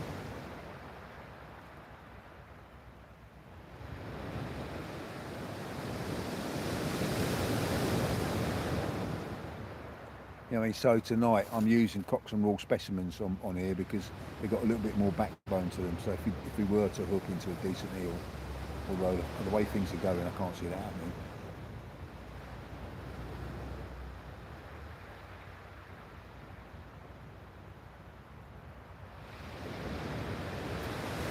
Yeah. Well, that's it. I mean, where a lot of the matches I filmed for the Tony's Tackle channel are at Langley Point. So the pegs are ruined. The pegs are ruined. There's so many snags off the lower numbers at Langley Point. They're not fishable. And a lot of that started off with people coming up in the summer thrashing for mackerel, but no shock leaders, and cracking off and sending out balls of mackerel feathers and what have you, with leads attached to them, all balling up at the sea. But of course, since then, lots of people casting out, hooking into these great balls of tackle and snapping off as well. And I imagine there's tons of lead out of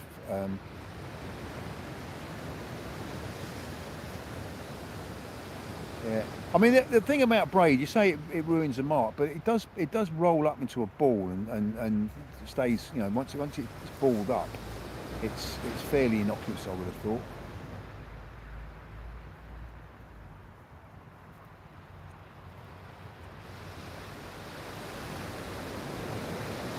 I mean, the biggest offenders are people that don't use shock leaders, without a doubt. You know, people say, oh, I've been casting out with 30-pound line for years and I've never had a crack off. You only got to have one. You kill somebody.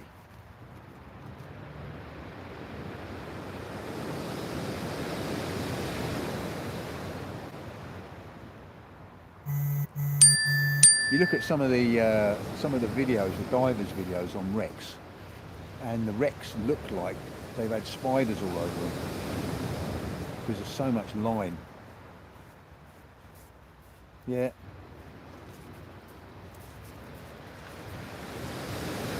I mean, you look at lines like in the water, and particularly braid. It picks up algal growth so quickly that it will just sink and be part of the seabed very rapidly. And as I say, with the tide going up and down, it just ends up tangling itself round into a ball eventually.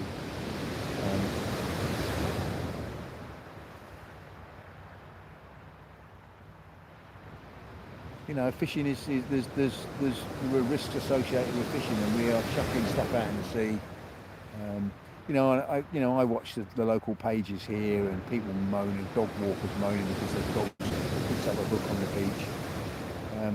Yeah, there are risks associated with it, unfortunately, and some are more responsible than others. But I mean, if you've cracked off 50 metres out, beyond the low water mark, you've got no way of recovering that.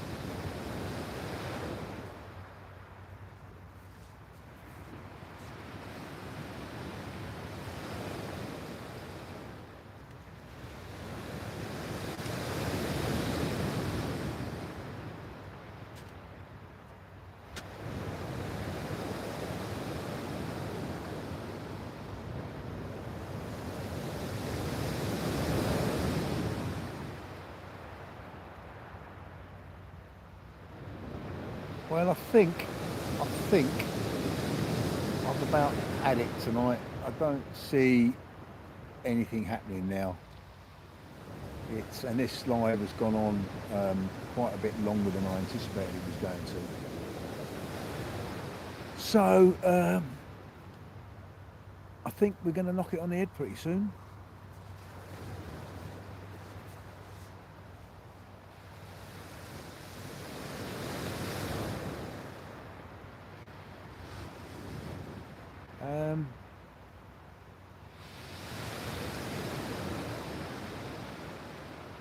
If I'm fishing with 3-hook clip downs or flappers or Portsmouth rigs, then I use crimps. I use crimps to crimp the beads and swivels in place.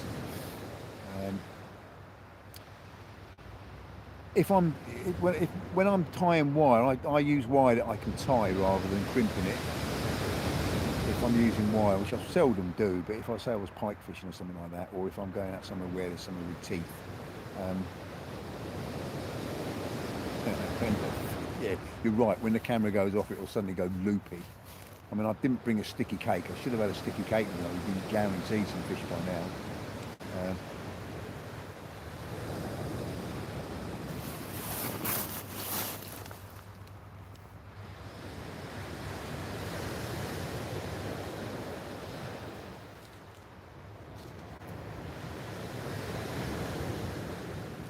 I don't use power gun.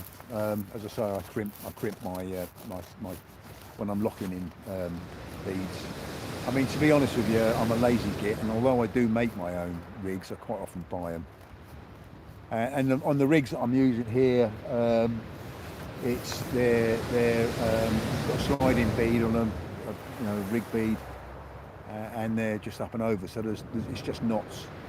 Put a bead either side of anything that moves just to protect the knots. I mean, going back in the day, we used to use bloody telephone wire. We used to twist it around the line really, really tight as your rig stops and what have you. As to rig stops on the hook snoods, then I'll use some of those little rubber rig stops to stop the bait sliding up the line. And there's a new thing out, Arno rig stops, which are really good. They're like sort of mushroom shaped rig stops. So the body of the rig stop actually inserts into the worm, and there's like a little mushroom top that holds the worm in place. So check those out, Arno rig stops. He's an up and coming tackle manufacturer in this area, a young lad, and he's got some really innovative stuff.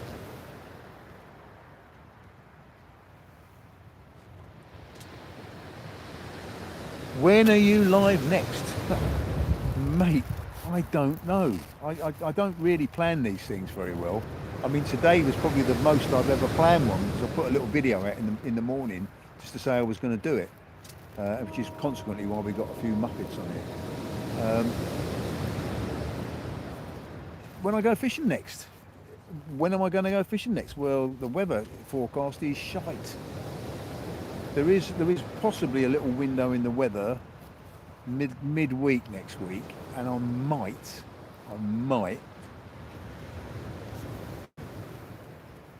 go out in a boat.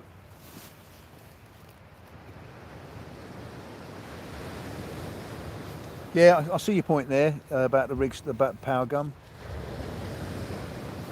Oh, hello, mate, from Italy. Right.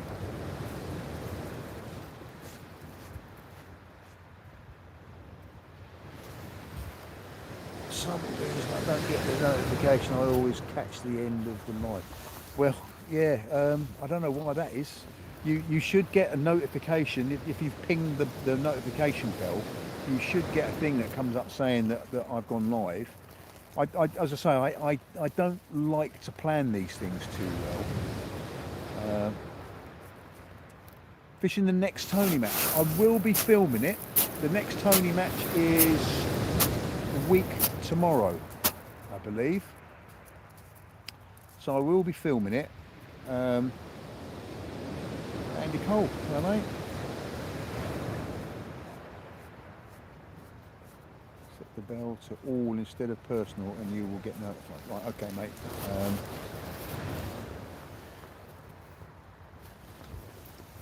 Depends how many people he's got on the match. If he's only got, say, 10 people fishing it, then I'll fish it because I can film that. But if he's got sort of 20 people fishing, I can't go around and do it enough justice, filming and fishing.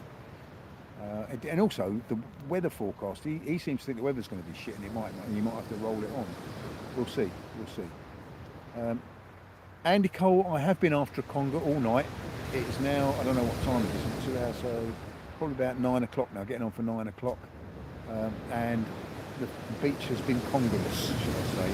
And I'm fishing here with Neil the eel, and if there were any congers he would have caught one by now, and he hasn't. So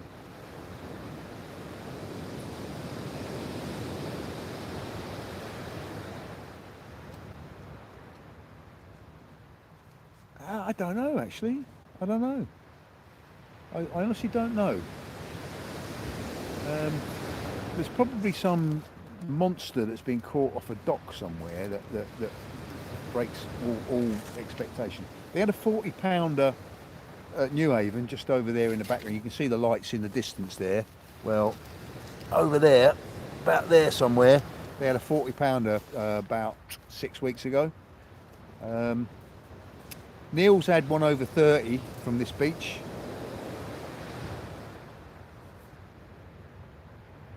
Scary. Yeah. Yeah, they're lively. They are lively.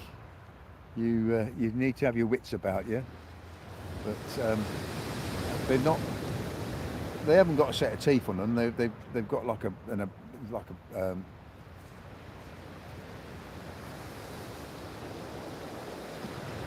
the British record for conger eels held by Vic Evans, who caught a massive 100. But is that off a boat? I would think that's off a boat, Richard. What's the shore caught record?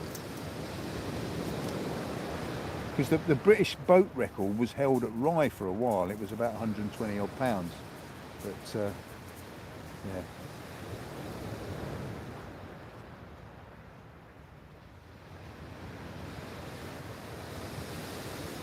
Yeah, I mean, you don't know, because sometimes you'll get one particularly huge fish and it beats the boat caught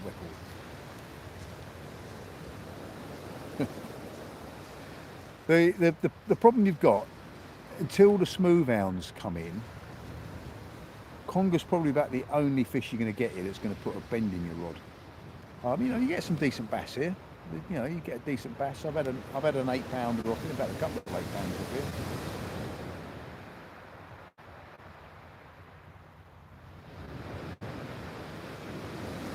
it. Yeah, that's what I sound. 68 pound 8 ounces. I guessed it would be something like that.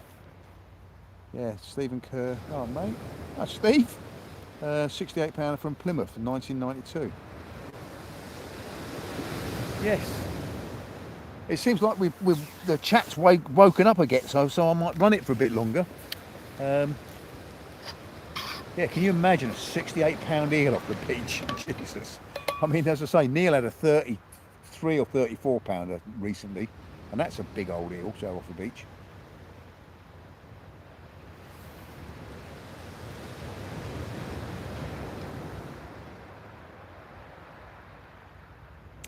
Yeah, I like bass fishing.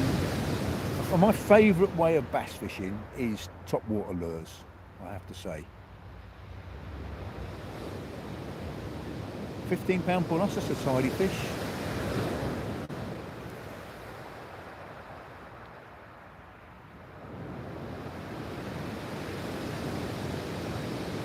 I just want to get to qualify for the British Conger. I used to be a member of the British Conger Club, and I let it lapse, and it was back in long time ago. And I went back to them and said, "Do you keep a record? Am I eligible for membership?" And they said no. So you've got to re-qualify again. So to qualify for the British Conger Club, you've got to get an eel over 40 pounds from a wreck. I think it's either 30 or 35 pounds off a reef, and it's 25 pounds off the beach. And what I would like to do is I would like to qualify every way. So the free fish, I like to have a 25 pounder off the beach, 35 pounder off a reef, and then go for over 40 pound. Now the over 40 pound on a wreck should not be too much of a challenge, because the wrecks are full of eels at the moment, but it's getting through the little ones. And the nearest I got to it was the year before last. I had a 37.5 pound eel, so it was 2.5 pounds off being qualified. It's a big old lump. I mean, the one I had on that video was probably about 30 pounds. Yeah, mate, come and fish at Tony's match. Let me know you're coming, and I'll make sure that we get you on the video. And that's if you want to be on the video. Of course you might not want to be.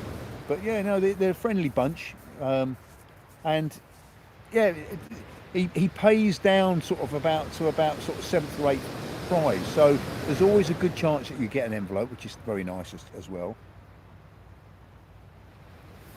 He'll sort all your bait out for you. He'll make sure that someone's fishing next year, gives you all the tip, tells you what you need to know about fishing the competition. So yeah, it'd be nice to meet you. As I say, I mean, I only know you as RC and NF6NK.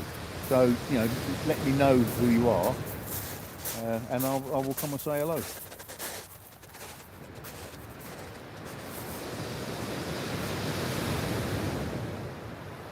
Yeah, bloody hell, £68. Apparently the British record off the shore for congers is £68. Wow. So, well, I mean, you're halfway there. Yeah, but that was bad enough trying to get out of the bloody beach. Yeah, well, yeah, I was saying, that's what I'm saying on here. Imagine trying to get out of the beach. I mean, you could probably get one of them big jaw clamps, and once you've got it into the thing, you get the jaw clamp it and then drag it out of the beach. And drag it up, yeah. Yeah, it's like, I mean, like, especially here, because that undertow, that's what makes it hard. Yeah, Graham Pullen and Tony were good mates, actually. I mean, I've fished with Graham and I've chatted to him a lot. But yeah, Graham got Tony out of a bit of a mire, I think. Tony was going downhill, and Graham got in there and promoted his shop, and he got him back on his feet again. So yeah, they are mates. Although I don't think they've seen each other for a while.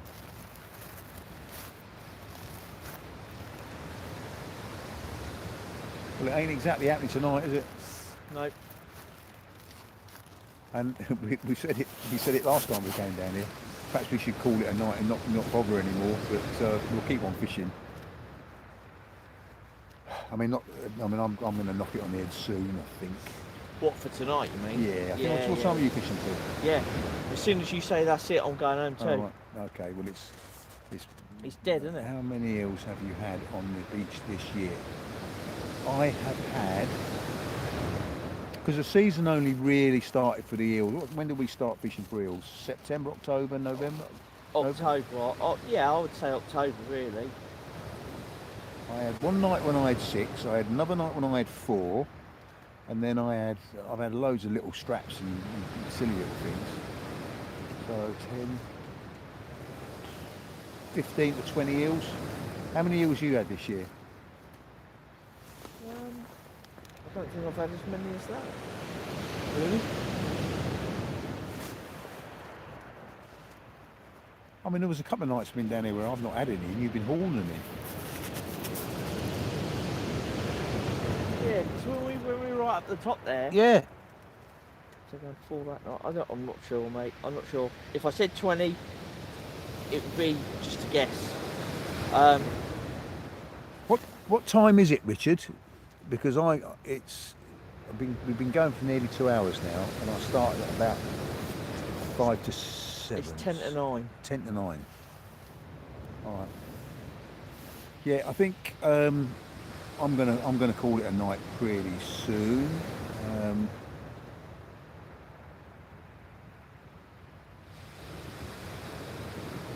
But I mean, I've not had any real big ones. I mean, the biggest ones I've had were probably 12-pounders, I think.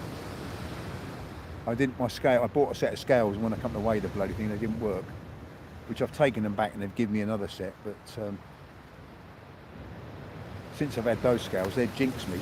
I've not caught anything. I've only had one over 30 this year, I think. Yeah, you had that 30. The other, well, it seems like it was like 2 weeks ago, but it wasn't. It was probably 2 months or more. Yeah, no, it would have been 2 months ago.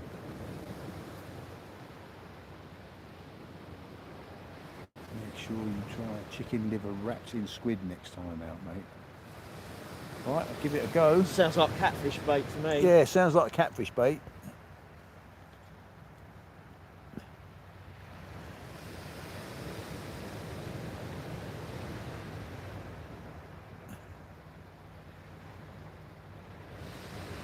I'm going to die with my man flu. Go and have some paracetamol and a whiskey. And die with a smile on your face. Sweat it out of you. Yeah. I've had a year of feeling like shit. From the beginning of 2025, I felt like shit. And the bizarre and weirdest thing is that I've had a gum infection all that time. Didn't think anything of it, but I had a tooth out about 3 days ago, and I feel right as rain now. So I'm thinking it was that.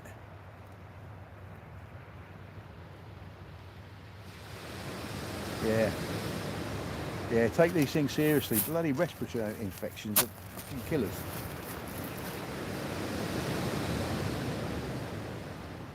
Bristol Channel liver and squid is a killer for bait for eels. Well, give it a go. I'll give anything a I'm go. happy to try anything.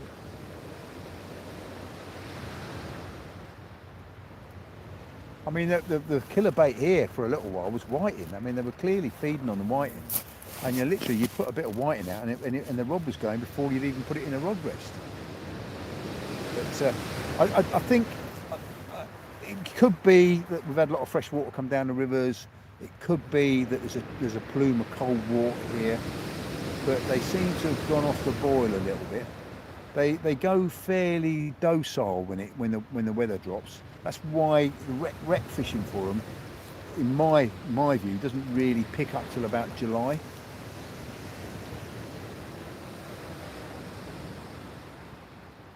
I tell you what, I had a right result. My biggest eel this year was on a small pollock, which I'd flappered up.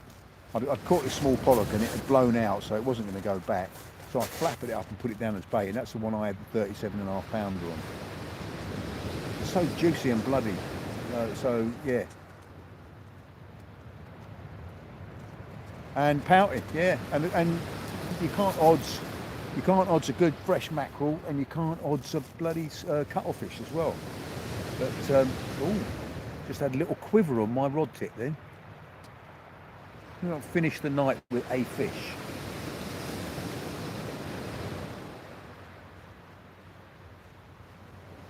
It was definitely a bite. It wasn't a wave. The good thing about pouting is you can catch them where the eels are.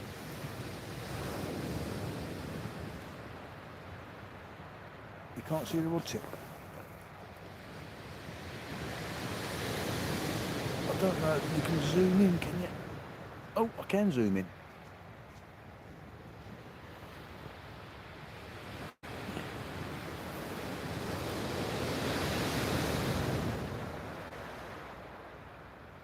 Yeah, I've got some pilchards here, and the best way of getting pilchards is go to Lidl's and buy a bag full of frozen ones.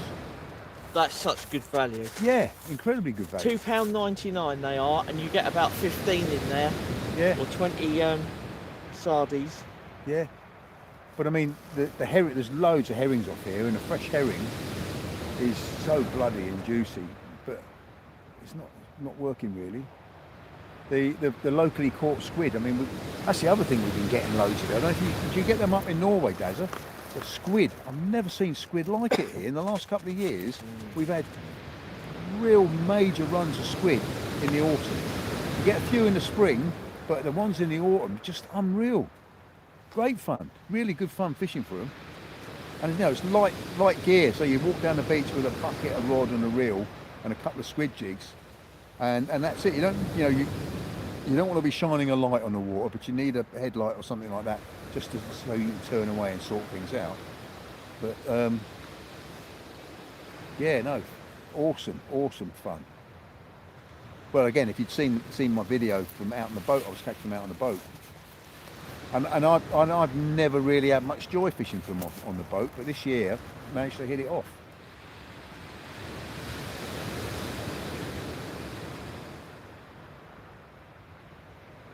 But on the beach, that was good fun, wasn't it, squid fishing on the beach?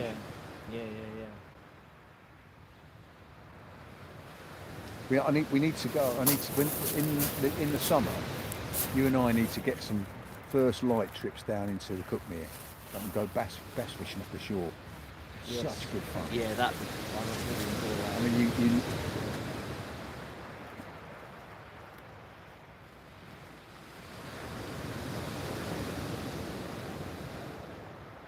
6.5 kilogram and 4 kilogram. Math, they're krakens, they're not squids. Bloody hell. They're like Humboldts, aren't they? Yeah. They've got to be, that's not, it must be a different species of squid to the ones we get here. Yeah, it'd be a toss up, either you're catching them or they're catching you. They're, squid, all of those cephalopods are actually venomous. Do you know that? They've got a poisonous bite. I didn't know that. Yeah, it's not significant to humans, Right. but it has got a venom in the bite. That's why the blue ring octopus is of that ilk, and of course its venom is deadly. Yeah. But you know, and they will try to bite you. And I would imagine that, you know, it's not going to poison you, it's not going to put you down, but I bet it bloody hurts.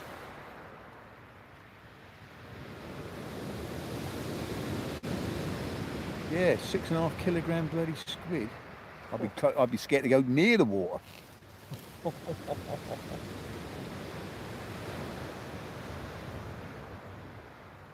They shoot them bloody tentacles out and drag you in. It's 20,000 leagues all again, isn't it? Well, yeah, as I say, the kraken. I mean, I've seen footage of people, I don't know where, Alaska or something like, fishing the squid, and the giant squid are coming up round almost wrapping round the boat.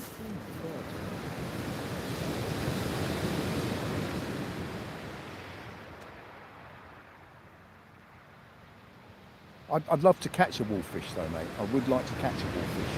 I think they're just a huge blenny, aren't I was they? going to say they are just a huge blenny, but they're really tasty. Yeah, To all right. eat. They're ugly as hell, Yeah.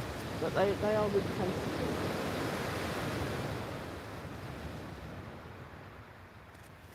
When I'm going where I'm going in February, I said, shall I bring wire tray for me? And I was told no, because there's so many sharks and you don't want them on the boat. Oh, I'd love that. So it's better off you get bitten off. Oh no, I'd love that. Yeah, it's post the storm, I think. Yeah, the fishing is definitely quiet. I've had a few little red flashes on that right hand rod. It's hard to tell which is the left or the right hand rod. It's the one with the red whipping, which is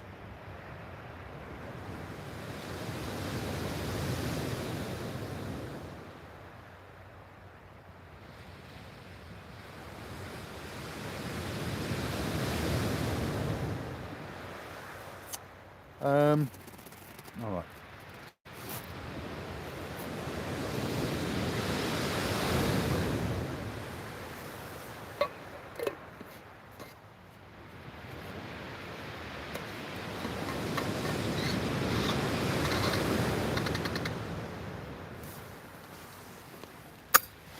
This is at the point of the evening when I wish I'd had a cake. Cake would go down very well with a cup of tea. Sticky buns. Yeah, my feet are cold. Can you still get the long sticky buns? Um, They're like finger buns, but they got all the icing all down. yeah, the you top of them. can. Yeah, Oh, you can. still Yeah, get you them? can get them. I've seen them. Yeah. I quite like a yum yum me. Yeah, Kelly gets yum yums from Greg's. When she goes to Greg's, comes back and always brings me back a yum yum. Well, I open a packet and end up eating all of them. Cake and tea, yeah, sticky cake. I mean, that's the mistake I've made tonight. Is a hot pot noodle does not do it. I've now discovered. But had I brought a sticky cake, I would have had a fish definitely.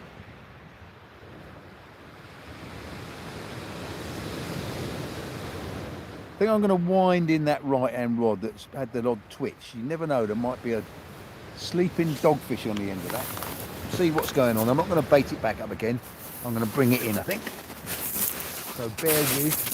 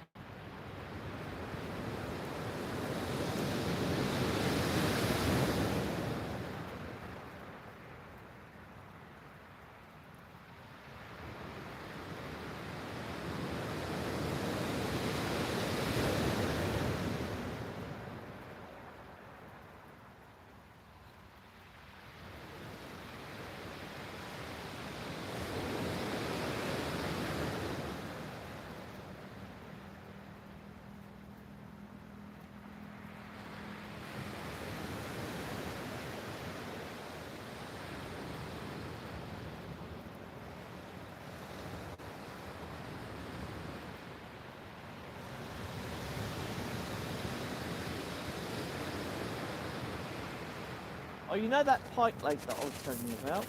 Yeah. Looking on the website, they go for £22 in there.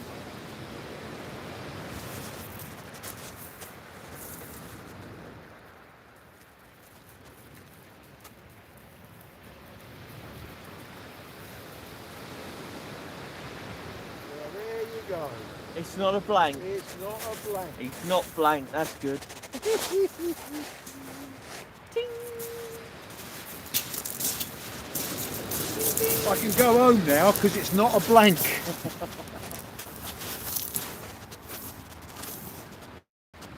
I wonder how long that's been sitting on there. Quite a while, I feel. We'll put some music and dance. What's this?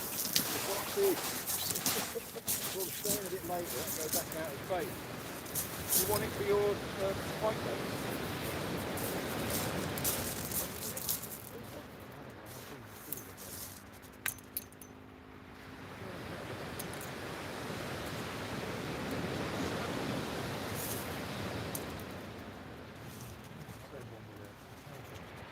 I remember you showed me. Yeah. And they eat the tongue, don't they? Yeah.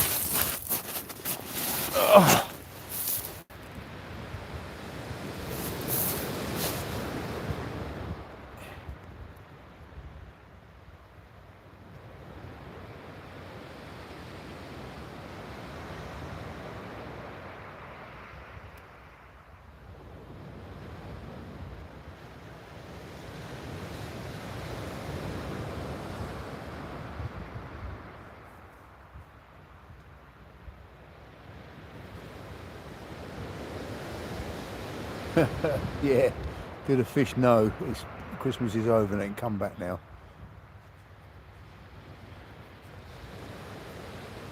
Right, I'm packing away now, guys. Obviously I've had that white in now, so I'm not blanking. I don't know if you saw what I was showing you, but my rod bags are actually covered in ice. So it's a cold one. It's definitely, the temperatures dropped right away. So it is time to pack up and call it a night. Thank you very much for joining the live. It went on an hour and 20 minutes longer than I intended it to, but you know, we were having a good chat. So yeah, CJ is cold. He bloody well is. I'm gonna go home and I'm going to have a nice whiskey, I think. Put my feet up in front of the fire.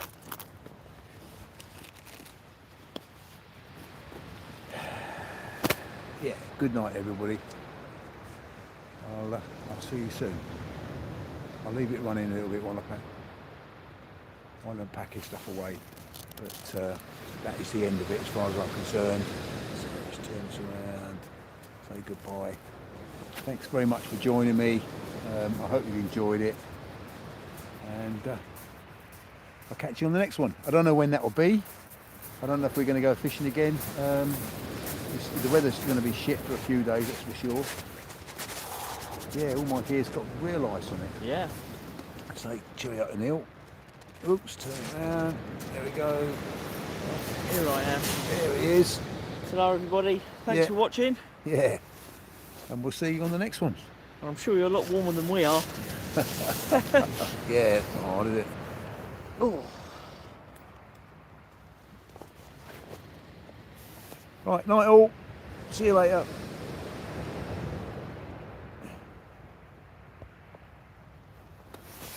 Are you the